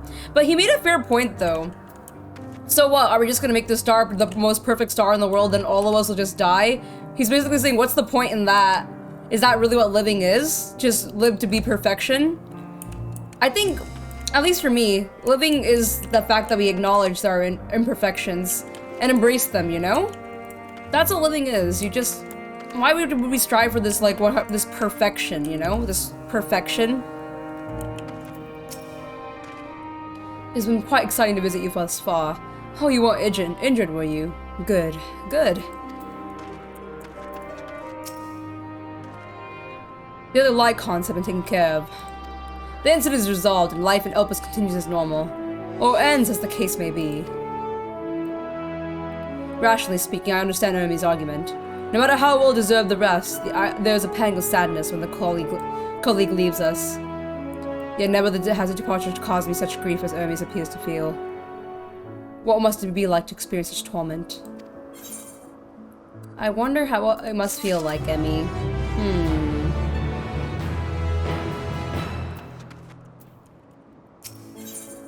Travelers at the crossroads. Lotus wishes to discuss plans for the remainder of your visit. Where to now? If there's anywhere you would like to visit before we leave, I should be glad to show you the way. Hermes has not yet outright refused his proposed position with the convocation, merely postpone the decision. As such, I may as well resume my assessment. If we cannot accompany him, then I will content myself with questioning his colleagues. Ever the pragmatist, then allow me to remain your humble guide. And what of you, Lunella? Will you continue along with us? Wonderful. Our fellowship travels unbroken. I say we explore another part of Elpis and see what new encounters there are to be had. If you would follow me, we'll first head back towards the Agnosis. The Agnosis. Where is it? Gonna be pathways that Ermi's not far from here. Given the size of Elpis, I expect our paths will cross again before long.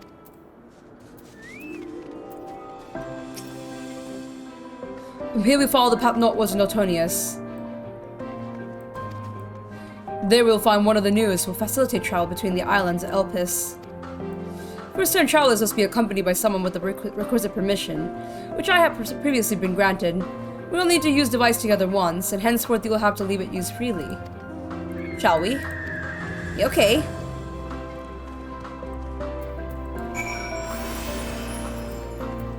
I love the structure. I like the architecture very much. Oh, I can't attune?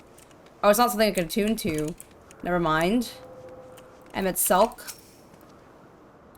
Unless the need is pressing, I won't be tracking Ermi's of any theoretical sight. This poor man is a spy on someone's comings and going in such fashion, so don't ask. Social conventions, but notwithstanding, perceive Aether requires a deliberate intense concentration. We otherwise keep our eyes on corporeal world.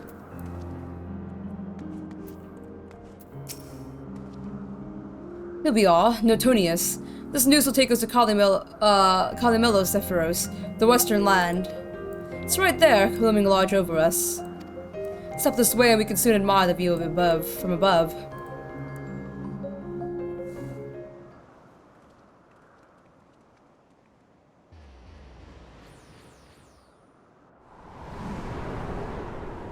Whoa.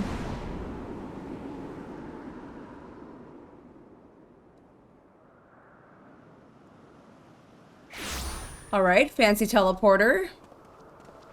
I present to you Kalimelos Zephyros. Kalimelos Zephyros. Here you will find a number of testing facilities, as well as the observation hub of Poiton Oikos. Oh. Right then. Let's begin by... That's a Spriggan. Oh, a Whittle Feeds! An Arrayus. How delightful. Aureus. Whittle Feeds! Whittle Feeds! Oh my god, Whittle Feeds! Whoa, it's a Pokemon! And what, pray tell, is that? What in the Cinnamon Toast Crunch? That's a new species of shark. We approved the concept but a few days ago. Why is this name Shark though? Why didn't you give it a fancy name?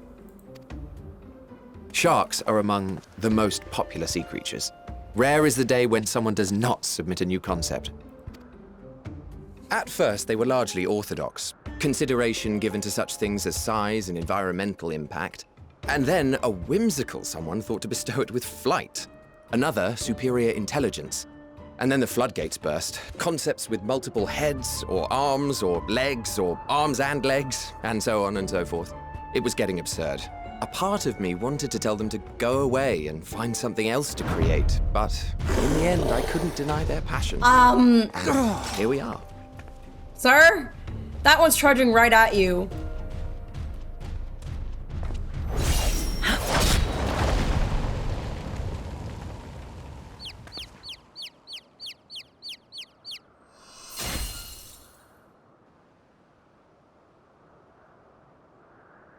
That was too close. Are you unharmed? Oh! Heidelin? Well now, if it isn't a pair of familiar faces... Mommy? I'm sorry, the voice! Mommy? Oh no! I will not shrimp. I will not shrimp for any more ancients. I will not shrimp for any more ancients in my life. But sorry. Mother apologies though. Banar, that we should meet you here.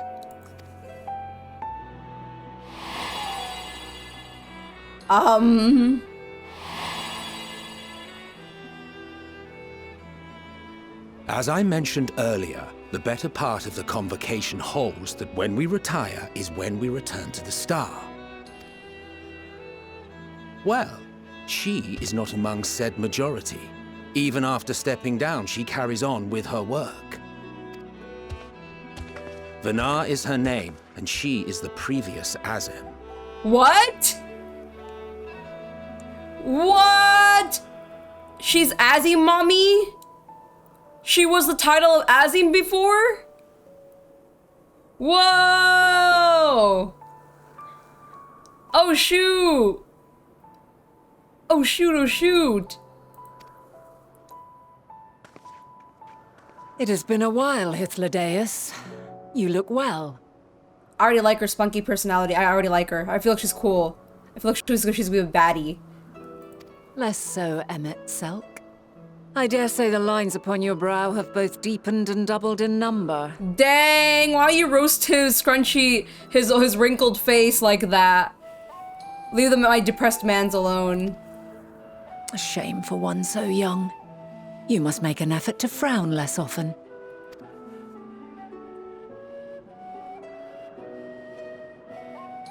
Easier said than done, thanks to your unruly successor. Ooh, oh dang. He's talking about me. He's talking about me. I do cause. My friend Ragi, Aurora, I think all my friends say, Emmett said, yes, mother. I just love that Azem is the current Azem, us, aka us, is reckless. I love it. I love that we're the reason why he gets, like, wrinkled. I love it.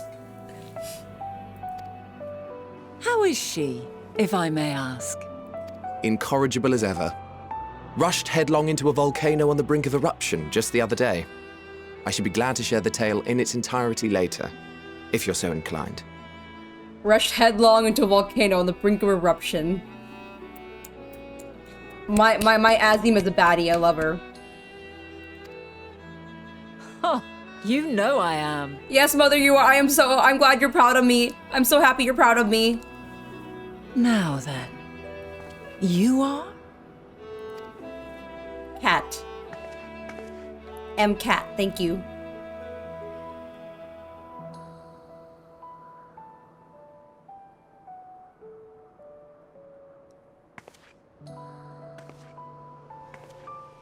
Mommy?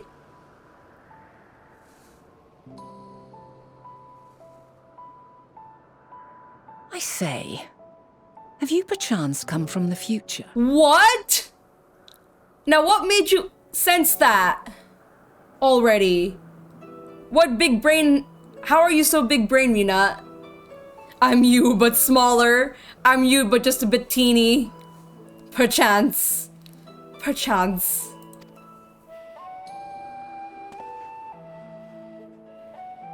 I do not believe we have ever met, yet I sense my magic upon you.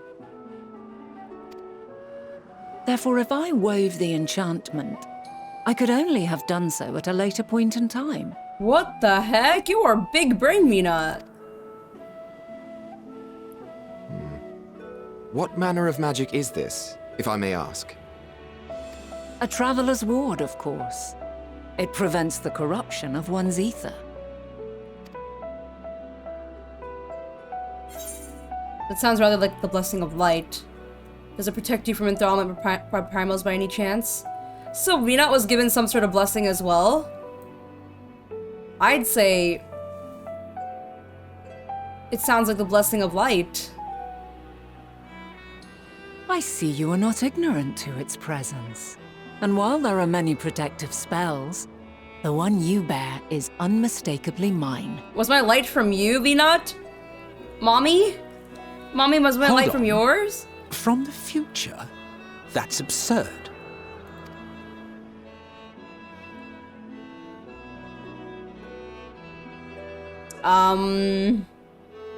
What is it? Are you unable to speak of the matter? Oh, I can't tell them they're gonna die and the world ended and everything. The reality to which you must return exists as a result of the final days. I can't change anything You here. That cannot makes me reshape sad. the past to undo the tragedies of the present. I can't do anything. That's sad. I'm Renault Ellie, baby. I know. I can't really say much.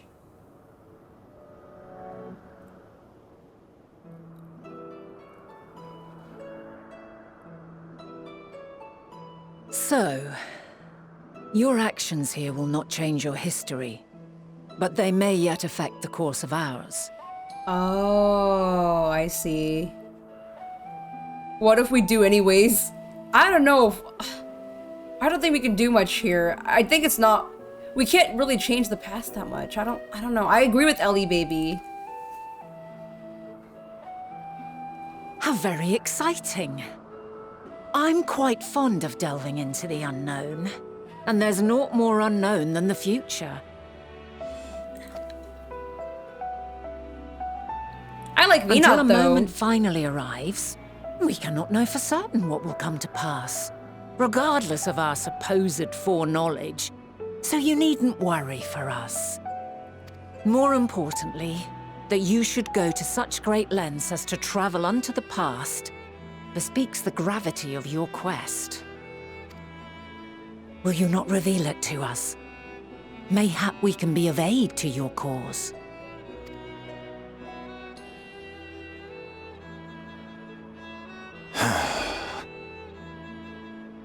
Aww. If this is true, then you've been keeping quite the secret to yourself. Well, I'm sorry. I can't just tell you straight up that you guys are gonna die. Final days is gonna happen. Then the final days are happening to us all over again, and that you turn into a grumpy old man, and you wanted to destroy us, and then you made like a whole city, and you were some big depresso espresso mans. I swear you are.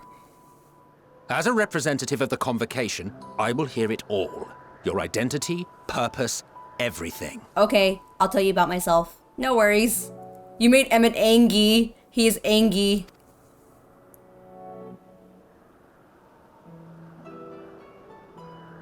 Aw, my cat's sad. My cat concerned. Why don't we move to a place more conducive to calm conversation? Uh-oh, you got in trouble. My cat, look at my cat. She looks so sad. She don't like it when people scold her. She's just doing her best. He scolded my cat. I've been working here for some days now at an old friend's behest. If it is agreeable, we may make use of my accommodation at Poiton Oikos.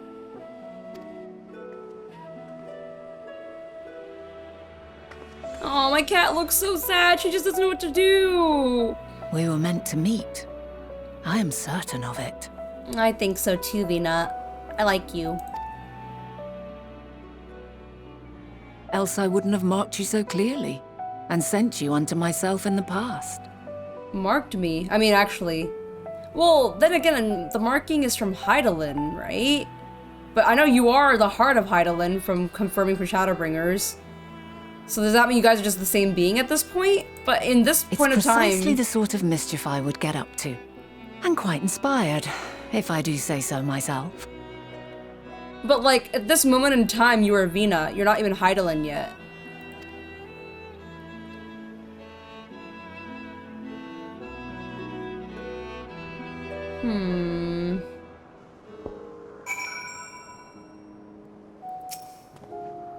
And here I thought you were a harmless stray familiar.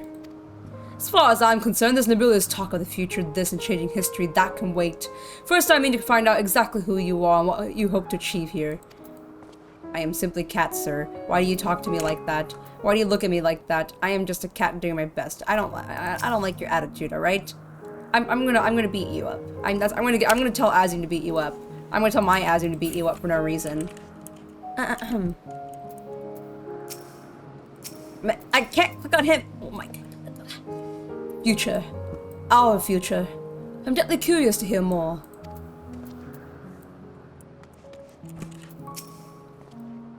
My apologies, but before we move along, a colleague has tasked me with a matter which I'd rather not leave unresolved. It involves finding a certain concept engraved crystal, and the quick-fingered Aureus which made off with it. An Aureus, you say? I think you might see the culprit before being distracted by the business with the shock. Would you like us to follow its ethereal trail? That would of course lead us only to the Aureus. There is no guarantee that it hasn't dropped or stashed away the crystal you seek. Please, even that much would be enormously helpful. Even while you are hunting down the thief, I could follow behind and scour the forest floor just in case. Could I ask you to join the search? I would appreciate another pair of eyes to cover the land the west of here. Many thanks, but there's a small bridge leading to the potent Echoes. Let's meet up there once we exhausted our efforts. Tapped out most of the time when right on top of him, lol, so you can't move when you talk to everybody. Oh! Gotcha. It is okay, Bun. We are here. Okay, well, I guess you look around and help her then, with whatever her task is. Whoa! It's the thing Rhonda Ray fought! That thing's scary, though. But it's that thing that Rhonda Ray fought. You're kidding me.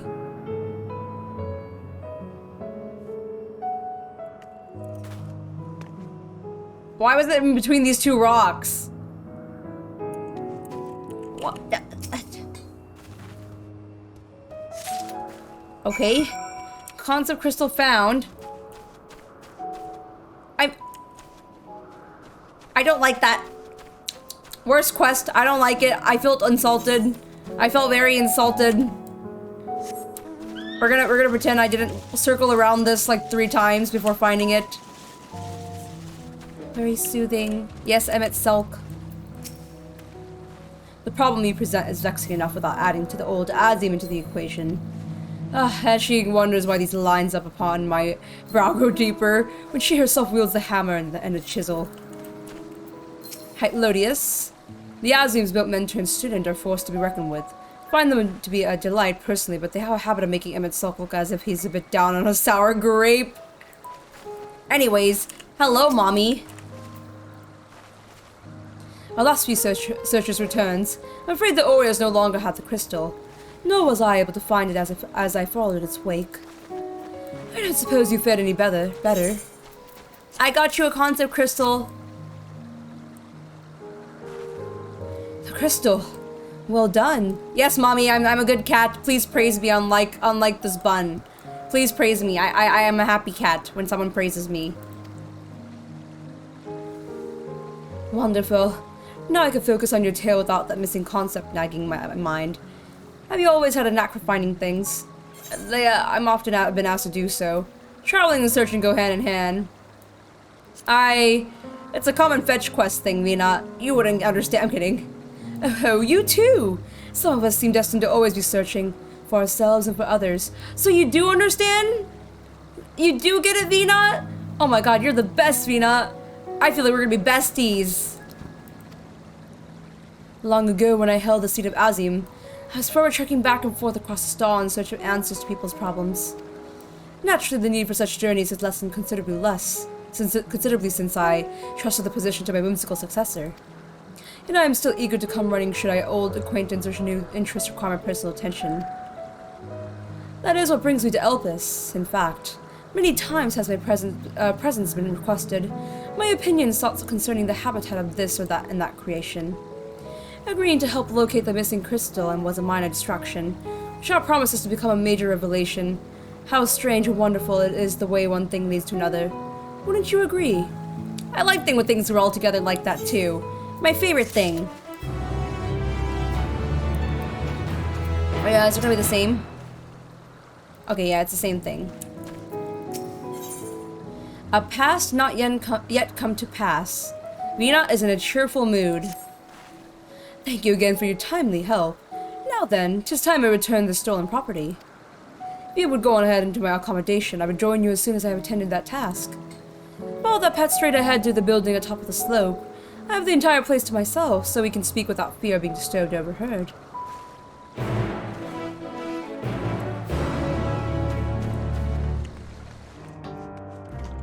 Hitlodeus.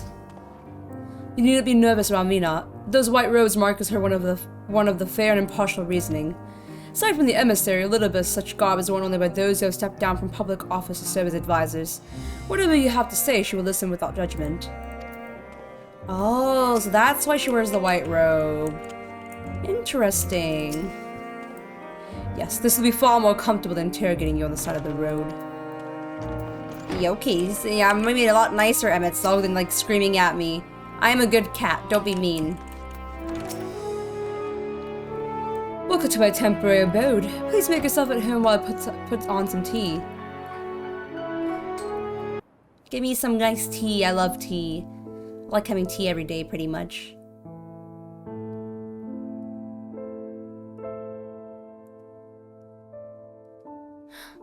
They're playing Tomorrow and Tomorrow, or the other one, not Tomorrow and Tomorrow. What's the other song called? A wonderful aroma. I feel more relaxed already. The song that plays all the way from ARR. No. Heaven's Word, right? No, it plays in ARR. They sometimes play it in Limsa Laminsa at like night. I like hearing it in Limsa, by the way. It's my favorite song to hear. Just someone singing that. ARR is right. Yeah. I love this song. So many good OSTs in this game. Would that I had sweetmeats to offer, but I travel light out of habit. There's plenty of hot water though, so please have as much tea as you like. Yes, I love tea.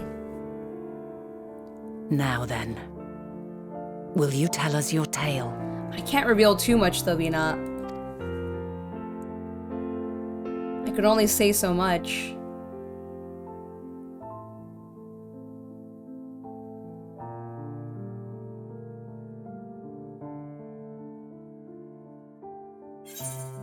A calamity called the final days has befallen the world. The world has been sundered, broken into shards. Mankind is being forced to flee the star. I think that's more vaguer. I know it's vague, but I just can't tell them the final days, or else it might cause a panic in the past here. This is probably the better answer. Mankind is forced to flee the star. Oh my god, I can't word. We have no choice but to flee. Why don't you start from the beginning?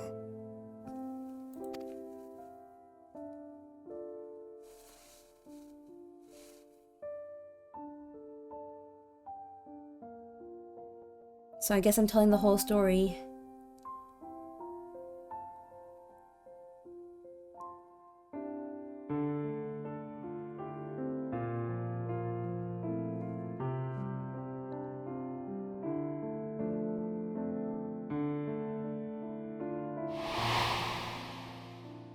Hear, feel, think.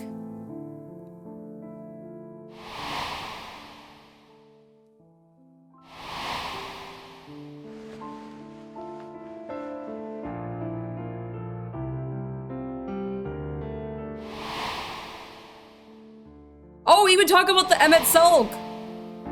We even talk about Emmet going crazy. Oh, we're telling everything. I didn't think we were actually gonna tell everything.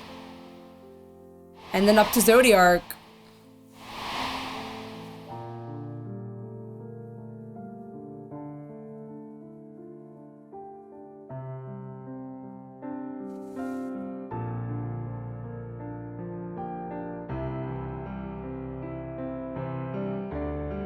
Preposterous. Utterly preposterous. I know the truth can be hard, EMET-SELCH. I know the fact that you became an angry old man may be hard to take in. While not the words I would have chosen, I too have my doubts. Much of it borders on the incredulous. What of you, Vanar? Well... Not knowing the precise details of the first final days, it is difficult to determine the veracity of the tale. Supposing it is all true, I must ask myself why I would do what I did. Why would I feel I had no recourse but to oppose the 14 and create this Hydaelyn? I mean, why not? What's it going to hurt? I mean, I don't know, like, I assume that... I assume that, like, telling them in the past will... I know it can't change the future, but, like, I thought it might, like, accidentally change something. I don't know. That's why I thought we were gonna be discreet, but instead we're telling everything to them. Because a little bit said, no matter what, you can't change anything. Circumstances change, of course. But it would not have been an easy decision regardless. No. There must have been a reason. One compelling enough to force me to take such drastic measures.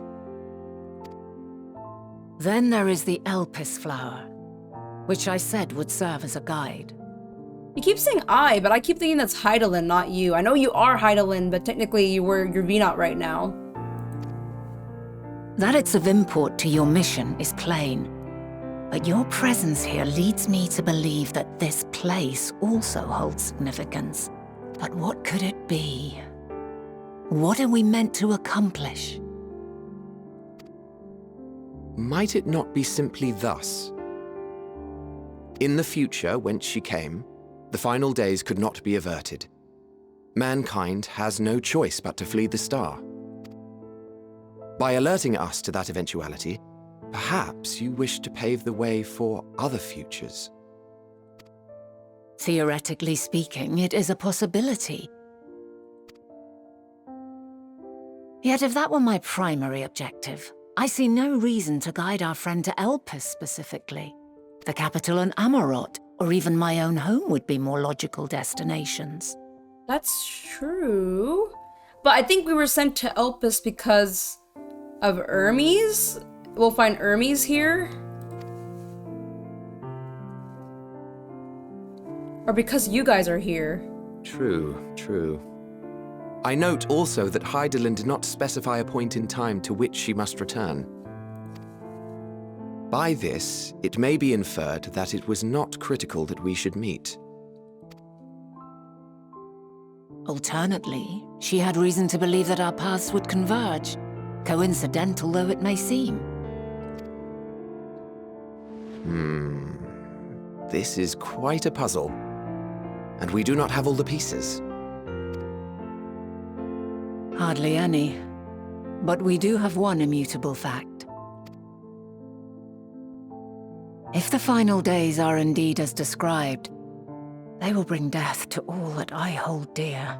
Yes, unfortunately. Yet despite being afforded long years of preparation, the only provisions I could make were for flight. Nay, my first and foremost endeavor would be to find a way to forestall the coming doom. Then that means the current Hydaelyn's quite sussy, right? If you strongly think this is what you would do. And that's strongly what I believe as the Wolves should do too. To stop the coming doom first, not to make escape. Because VNOT and the Wool are like similar beings and it's similar thought processes, you know? Given that even the 14 failed, mayhap you deemed it impossible. No, there's something more to this. Even I don't have all the puzzle pieces and it's hard. Nothing is impossible. This I have always believed. Agreed, VNOT. And if Hydaelyn is indeed me, she would believe the same. Unless Hydaelyn is corrupted, then she's up to something and she's being a sussy bucka. Listen to yourself. Are you seriously entertaining the notion that you are a messianic figure in some far-fetched tale? Oh my god, EMET-SELCH. Please. Well, I will not. I refuse to accept that our world could be undone by some unforeseen calamity. But then again, this is why I like him too. And a favorite. Like, he's actually really emotional. Like, EMET-SELCH, if you didn't understand from the whole thing with Shadowbringers, that he is the most emotional one of the group here, if you noticed. Like, of how he behaves. Like, just because he is grumpy on the outside doesn't mean he's, like, calm on the inside. I think another character you can relate, which I don't like relating it to, but it's a good example, is, Levi from Attack on Titan.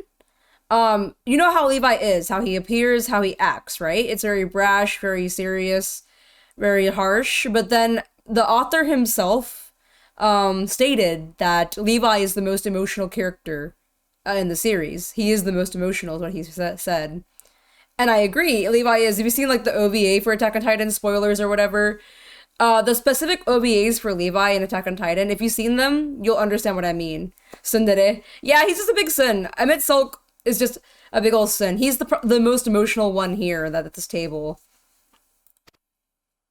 I also take offense to my portrayal as a megalomaniacal madman. That's on you. I'm kidding, it's not on you. You were in pain, but, like, yeah, you became kind of a sassy boy. I mean, you're already kind of sassy, but you're even sassy theater kid than you were now. To sacrifice oneself for the star is a noble act, and I would hold those who gave themselves to this zodiac in the highest esteem. I didn't describe you as that. Wait, what? Yet, you claim I recreated Amarot and populated it with phantoms of our people? A bizarre indulgence that would be insulting to their memory. Actually, you made it because you were kind of crying a lot, and then you were really, really sad, so you kind of missed everyone, and because you missed everyone, you literally remade Amarot and made phantoms of them because you were so lonely. Broski, you probably won't think that's sane. I mean, you were definitely not sane at that moment, I'll tell you that. You were kind of, tempered with, but still, yeah, you weren't yourself, I'll tell you that. I personally would never describe him like that. As tsundere? Like EMET-SELCH? I think he is definitely like a tsundere. I don't know, at least I think he's like that for sure. Worse still, I even invited you there. Literally invited my own downfall. Why would I do something so idiotic and inexplicable? Because you high-key a crybaby, and it's okay. It's okay, I like that about you. It's okay that you're kind of a crybaby. And because you kind of want to be set free I feel like at that point you just wanted to be set free. It was kind of like your last call.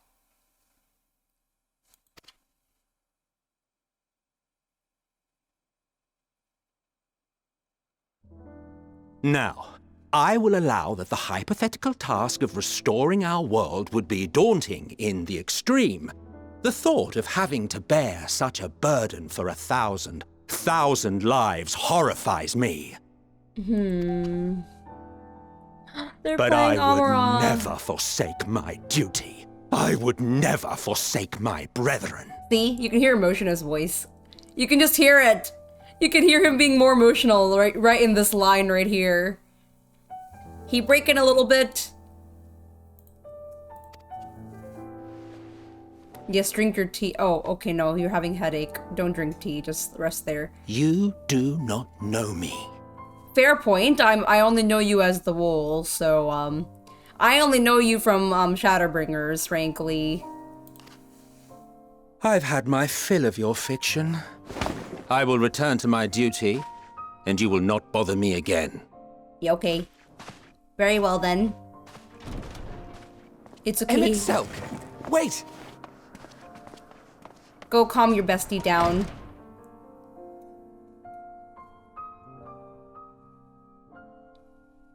You've seen much of Elpis already. If you have any observations to share, I should like to hear them.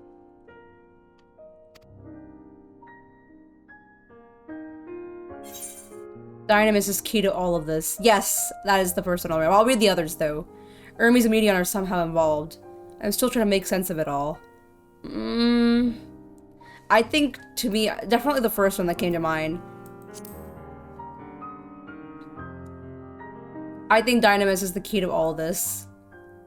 Ah, yes. The energy distinct from ether. Though not my field, I have a basic understanding of Dynamis.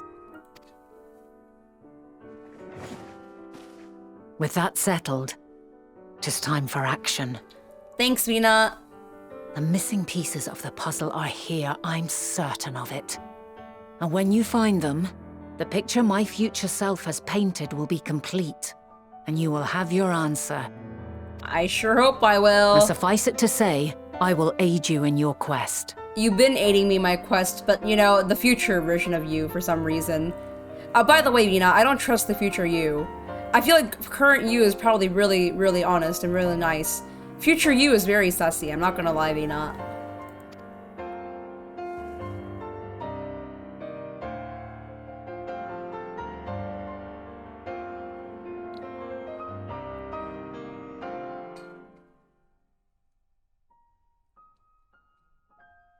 Have faith.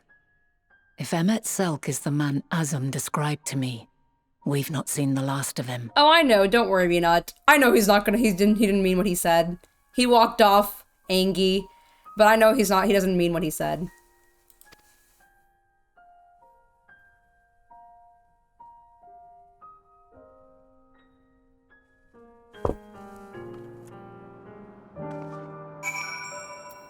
I want to hug Vina. I like her. She's nice, mommy. She's like Azzy mommy. She is my mommy now, guys. She is my mom. She is indeed my mom. Speak with Vina once more. Did I attune to the Aether right here? I'm gonna forget if I don't. I'm gonna do it right now. Vina. See you, the woman standing in front of yonder building. Her name is Ismen. She is one who made arrangements for my stay in Elpis, and from what I recall, she has held her position here for quite some time. Chances are she could provide us with some insights. Go and ask your questions. I will help with the drawing out the answers if needed be, but I leave the choice of topic up to you. Okay. What do I ask her? The building is men. Building right here. She got short pretty hair. Questions for me? Well, I suppose I've no other pressing duties at the moment. Alright. Let us begin.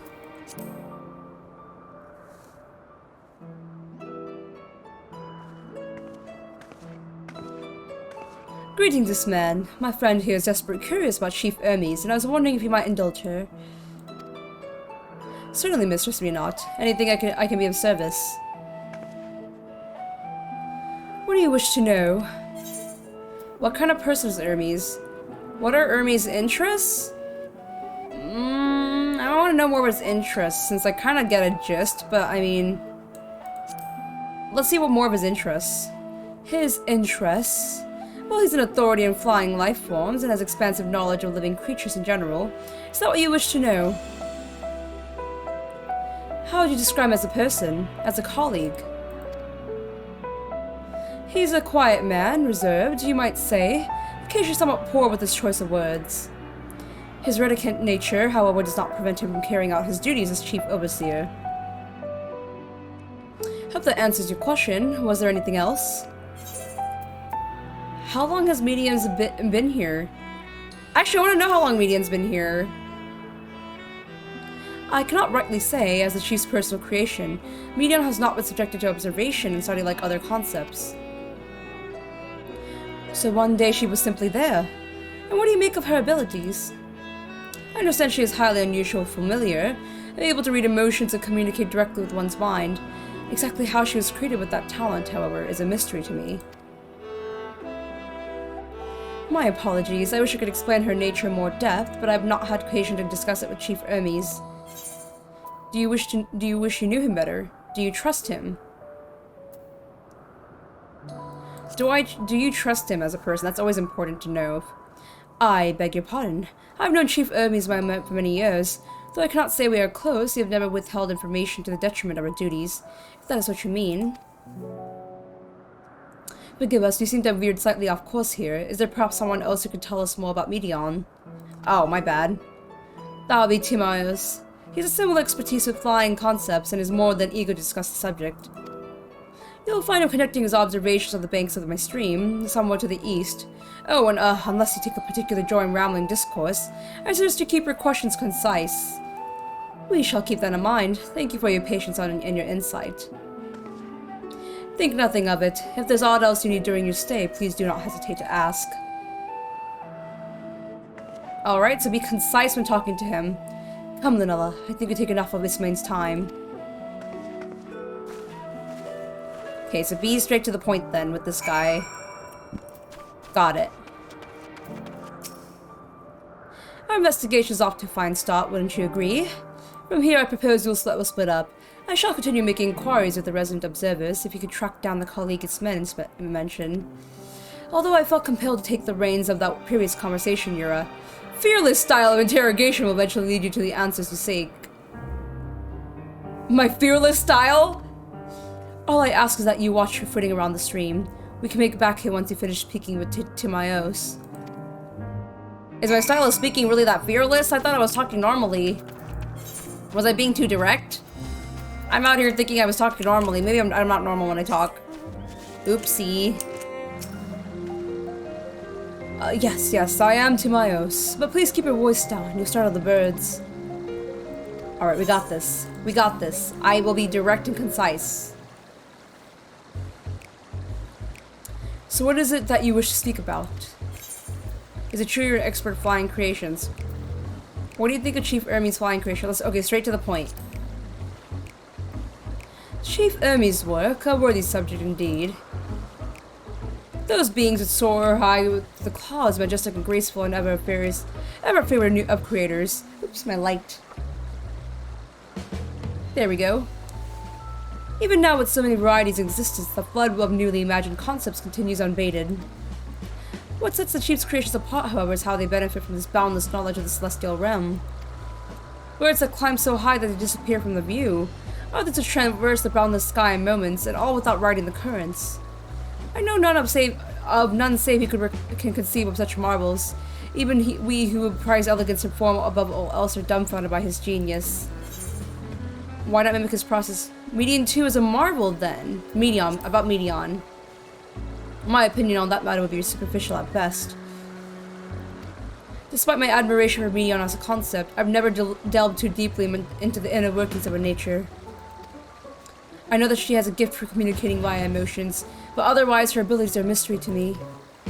If Chief Ermes could choose to submit Medion's concept of Beru architect, then will the design be registered for public scrutiny, analyzing a colleague's creation before the step is frowned upon, to say the least. Of course, if it came to me, a fellow artisan, looking for advice, that would be an entirely different story. Do you know of Dynamis and Eteleches? I could tell you more if you like. No, because they'll think that's rude of me. So we'll talk about the Dynamis and Enteleches. Dynamis and Enteleches. Enteleches, not Enteleches. Those terms do sound vaguely familiar. Was there not a flower made here in Elpis which exhibited properties of one of the other? It must have been centuries since I last heard anyone speak of such things. Has there been a resurgence in interest? Not really. Then why bring up the subject? I'm flattered that you sought my insight, but I cannot afford to neglect my duties for the sake of idle chatter. Well, I thought telling you about Medion was going to be rude, I don't know. Now I really must return to my observations. Surely you have your own tasks to attend to. I thought we were going well, but I guess we got what we can.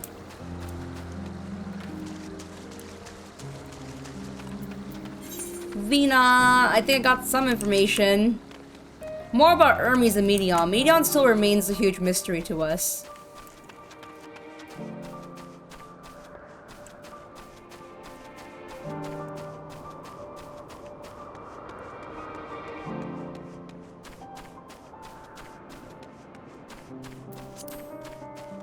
Oh, she's right here.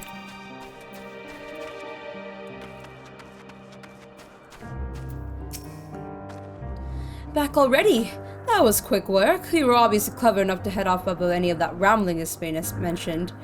So you have any new findings to share? I see. Even an expert in the field had little understanding of Medion's capabilities, let alone the wary awareness of Dynamis. My questions result in much the same answers. Ermes' colleagues view Medion as his personal project, and can provide no details beyond those which you just told me. Which leads me to believe that the only person with any significant knowledge of Dynamis is Ermes himself. Yes, we made some progress here, but more information is needed if we are to reach any definitive conclusions.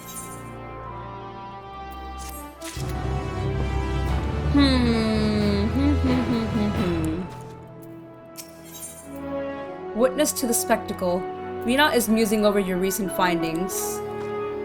At present, the strongest link we have to the final days is the power of Dynamis, and the intellects which can control it.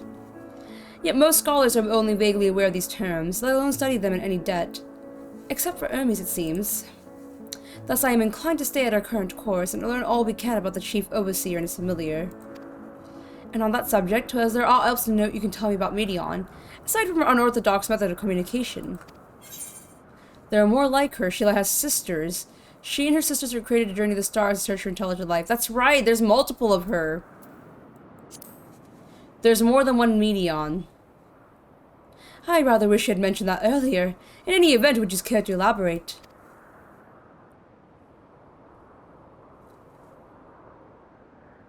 So these siblings of hers now travel the great expanse in search of deeper meaning.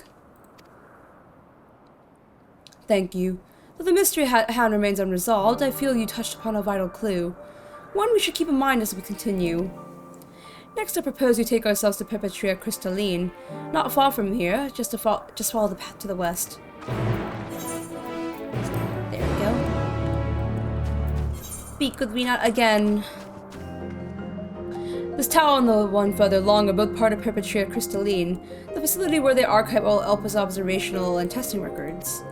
Despite how they appear from the outside, the interior is actually a vast area of magically interconnected spaces, which, while fascinating, is not the reason we are here, is it? I shall cut my architectural lessons short and see what those two archivists have to share. If you could find someone to speak with over at the other tower, I shall join you there anon. You okay? Doing tasks with Mom is the best. Okay, the Perpetua Archivist. You have questions for me? Certainly, just a moment while I conclude my current appointment.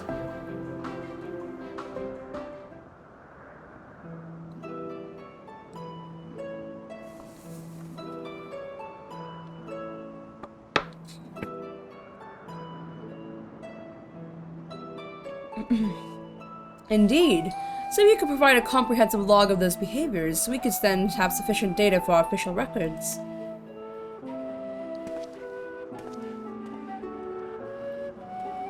Now, what was it you wished to speak with me about?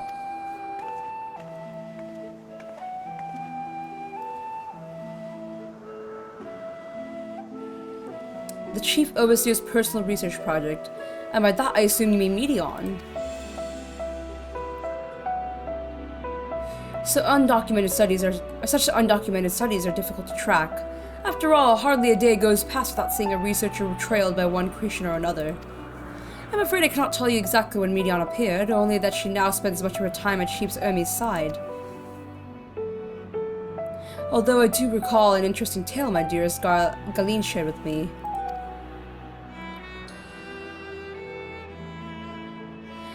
Caine is my partner, and fellow researcher here in Elpis. She was returning late one night when she caught sight of Chief Ermi's sending Medion heavensward. Heavensward? Caught sight of Chief Ermi's sending Medion heavensward? A host of them. For several days, she would speak of that scene with wonder, describing it as one of the most beautiful spectacles she'd ever witnessed. That sounds like a story I should like to hear.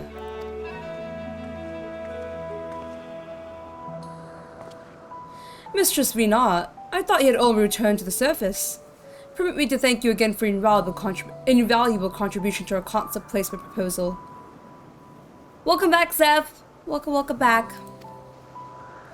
Pray do not mention it. As you say, my original plan was to leave after that task, but I have since become engrossed with Chief Ermi's research. Would you favor me with retailing of the sight which so delighted your Caine? Of course, you could hear it from her lips directly if you prefer. At present, she should be observing the subject of Metabos's Telesai.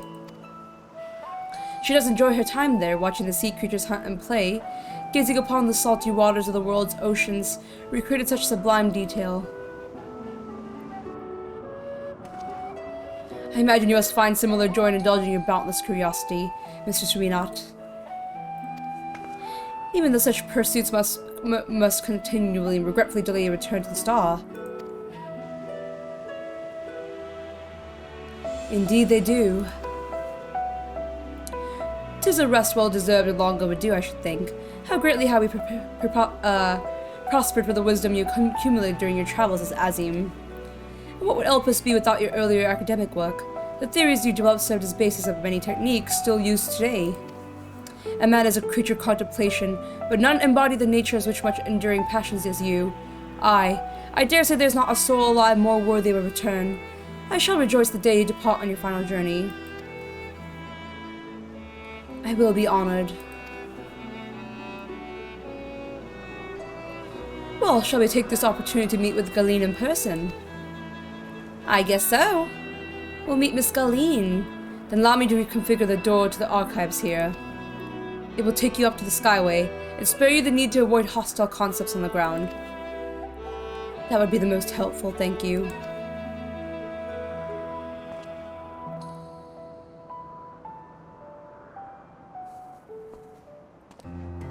Well, thank you, Perpetua Archivist, not Activist. Open the path to Skyway. Once you pass through the door, simply walk straight across the next tower and ask for admittance to the upper tier. Upon arriving at the upper tier, walk straight across the Straight across the Skyway, and you will find yourself through the entrance of Medaburst Halasai. Caine will be eager to share her tale with you, I'm sure. So you just keep going straight.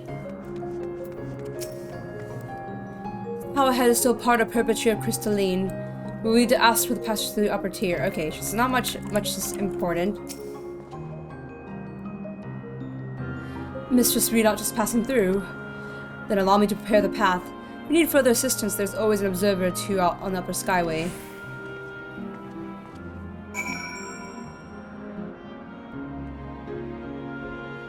I stopped asking around about my husband, just go talk to him yourself. He doesn't bite too hard. Too hard? Sir? What do you mean too hard?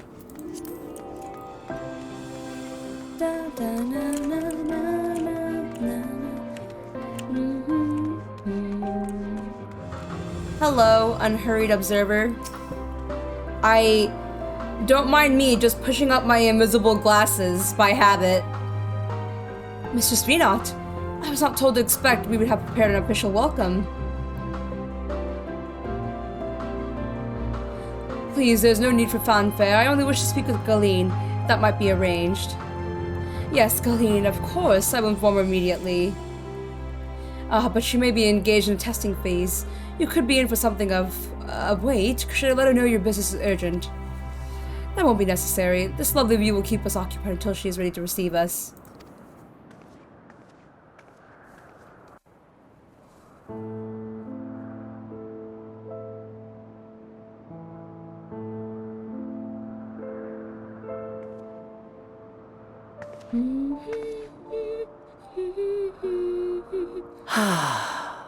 A delightful breeze and a breathtaking view.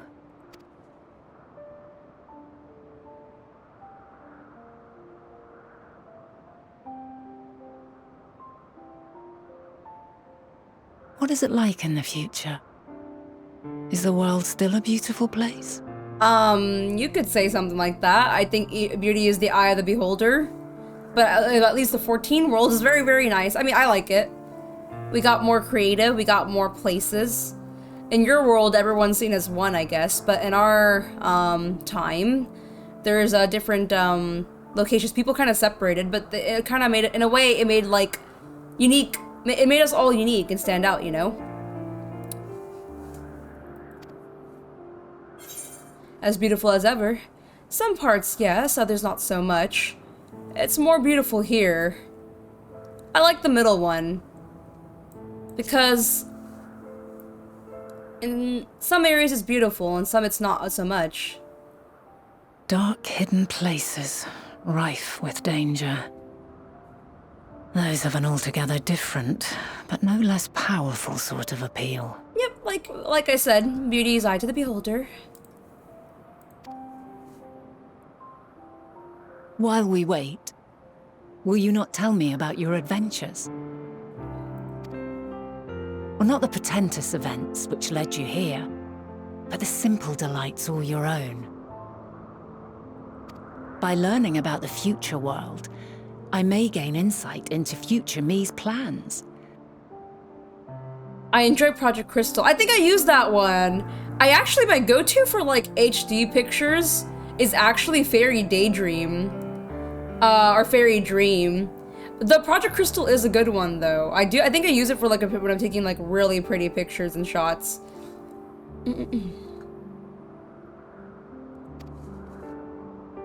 But more than that, I have an interest simply as a fellow traveller. Short of going somewhere oneself, there's naught more stirring than hearing another's account.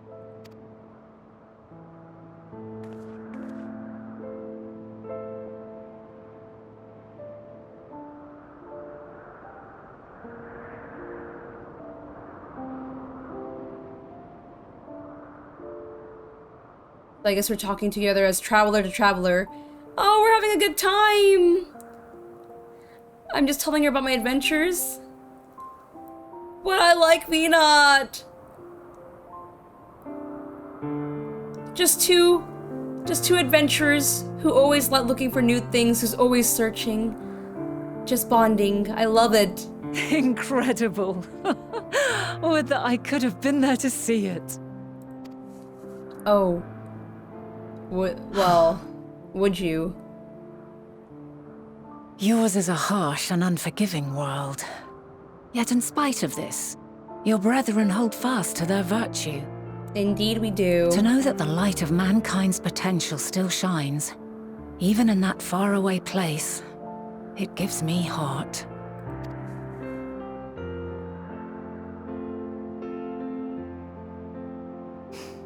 Thank you for regaling me with your tales.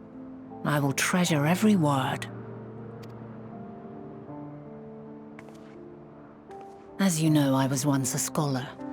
And among other things, I sought to understand the workings of the world. What exactly is ether? How formed the laws of nature? Whence sprung mankind? Riddles and mysteries beyond counting. Over the years, I have managed to find answers to some few of them. Yet rather than attain a sense of mastery, the more I understood, the more I came to hold the world and its miracles in awe. We too are miracles, each and every one of us, born of the warm breath of life that traverses the heavens, swirling through eternity. Agreed. Every single one of us are a miracle. When I fully grasped the improbability of our existence, nothing felt impossible anymore. If it could be imagined, it could be done. That is something I say often. That's actually something I say out very often. Though the topic I always say that too often is about like ghosts and aliens. Because for me personally, I always answer with, well, if we exist, then it's not impossible for those other things to exist, is what I'm saying. Because in all fairness, like, we're kind of like a miracle intelligent being, right? So I feel like she says, if it could be imagined, it could be done. There's always a possibility is what I always say.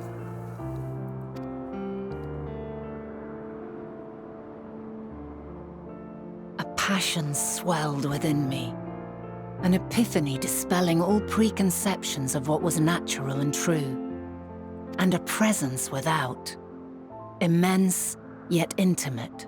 Fate, perhaps, holding us in its tender embrace. As reassuring as it was intimidating, how keenly aware I became of creation's fragility, built as it is upon precarious happenstance.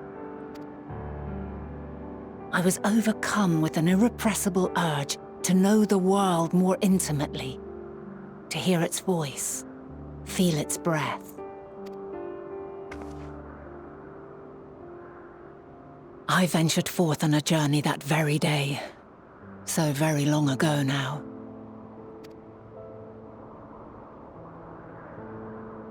Freed from presumption and prejudice, I saw the world through a newborn's eyes. Everything fresh and new, and so beautiful. Lands that stretched on forever. Skies one could drown in. The heartbeat of nature, silent yet strong. And amidst it all a people. Beacons of light and life. Laughter that warmed my heart like naught else before. They are my meaning, and my purpose, my love. And so long as they need help, I cannot return to the star. I am so taken aback with how similar my thought Vina is to me. I just can't. Didn't I tell you guys earlier? I mentioned it so many times on stream. So many times I mentioned on stream. I'm not afraid of death. I'm afraid of not being able to do what I feel like I should do before I die. And that is the exact same thing Vinod's saying. Oh my god, I freaking love Vinod. Hello, I love her so much. She's just a woman who loves the world. I freaking love... I relate to this woman. I love it so... I love it. She's a woman who loves the world so, so much. I think I'm the same exact way. I love so many things about the world. This is why I always want to, like... I just want to, like... I feel like there's always so much for me to do. I don't like limiting myself to such a small thing. I want to travel. I want to see the world. I want to do so many things. I know, like, there's some things that limit me, such as time and, like, money. But if I can get the chance, I just would love to explore and do so many things and help and talk to so many other people. Like, to me, helping is just something as simple as making someone smile or laugh, you know? Sometimes you can't help, you can't help, like, the way people think as helping, like, putting yourself in physical, mental stress all the time. Sometimes just making someone laugh is all you can do to help people out. And so, like, I love Vinod so freaking much, and, I think I relate to this character. She loves the world so much she chooses to keep on living despite her purpose being fulfilled. That's insane amount of dedication. I love that. Perhaps my future self is still waiting for it. Maybe this is how you have to be if you're the azem. This is like the type of person you have, the type of feelings you have to feel to be given that title. Maybe that's why our wool was selected, or our azem was selected as the azem. Of course, I know not everyone's azem and wool is the same way, but at least in this case, going with the story, it seems like that's why our azem was selected. A moment she can let go and walk unto the end. Safe in the knowledge that man will find his own way. What a true mom. What a true mom you are, Rena. You, who are our future. Tell me this, and tell me true.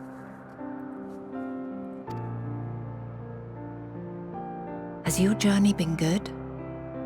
Has it been worthwhile? Can I answer it?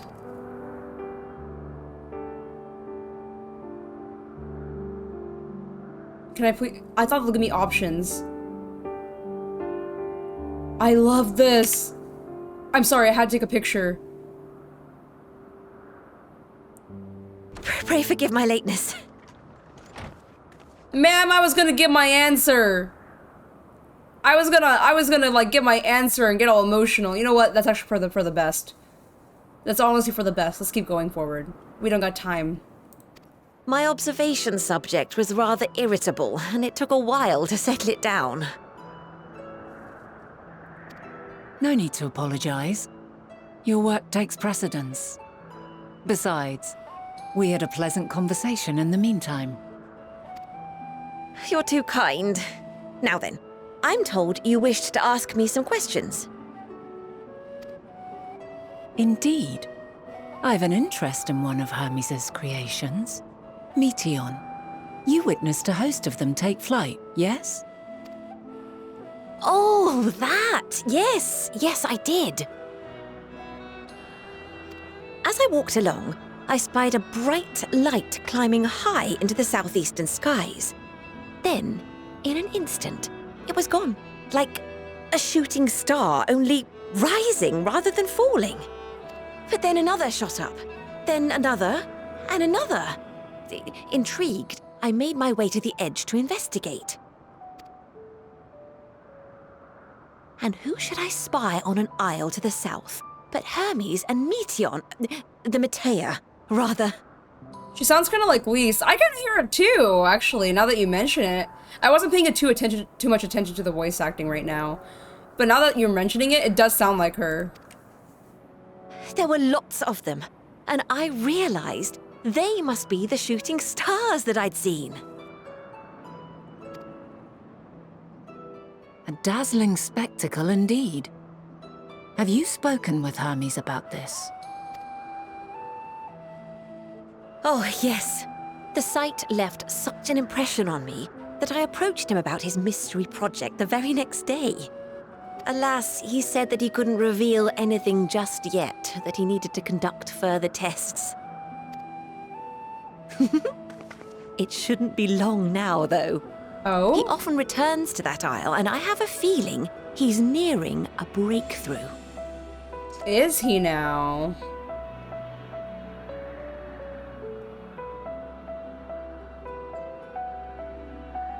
Splendid. We are likewise eager for the details. Well, that is all we wish to ask. Thank you for taking the time to indulge our curiosity. You're very welcome. It's always a pleasure to speak with other inquisitive souls. Oh, and will you be descending now? If so, I shall link the doors for you. Please. Everyone likes Mother.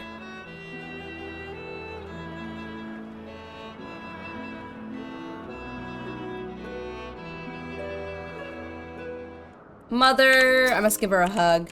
I like how we bonded. I like how we talked, and I like how he listens with interest. So another piece of puzzle falls into place. From what we learned thus far, I think we can safely conclude that Hermes hasn't been revealing the details of his research to others, which suggests that either someone will appropriate his discoveries and make use of them, or that Hermes himself will have a hand in causing the final days. That's why they keep mentioning Hermes, no matter what. Your head is at the level of her— Goodbye! Cadence, I actually like her as a mom, not as mommy. There's a difference. Since we have no reason to yet suspect the former, we should consider the latter the more likely possibility. Proceeding under that assumption, our next step should be the divine why, or even if he might decide such a terrible fate for our star. I think I got the full set for this outfit now. She mama, not mommy. Exactly. She's mama to me. She is mama. I like her as mama. She's my mama Azem. I like her as my Azem instructor. I like her very much. I am at her bust height. Do not think about the bust height. Cadence, stop that! Cadence, don't make me think such things. I like mama. She is mama. She is mother. Mother. Oh, I hug right at her waist. I'm a unicorn. Warm cuddles. Wait, if you clip through her back, would her mask sit on your face? Oh, also, let me try. Since soap kind of made a fair point. Wait, I think I'm actually at the perfect...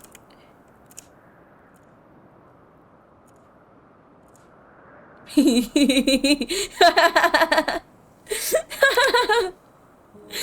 wait, I'm actually at the perfect height. Wait, no.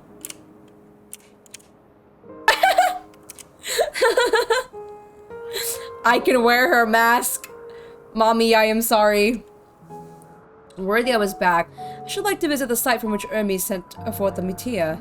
If we are fortunate, we might find some hint of what drives his research, this research of his.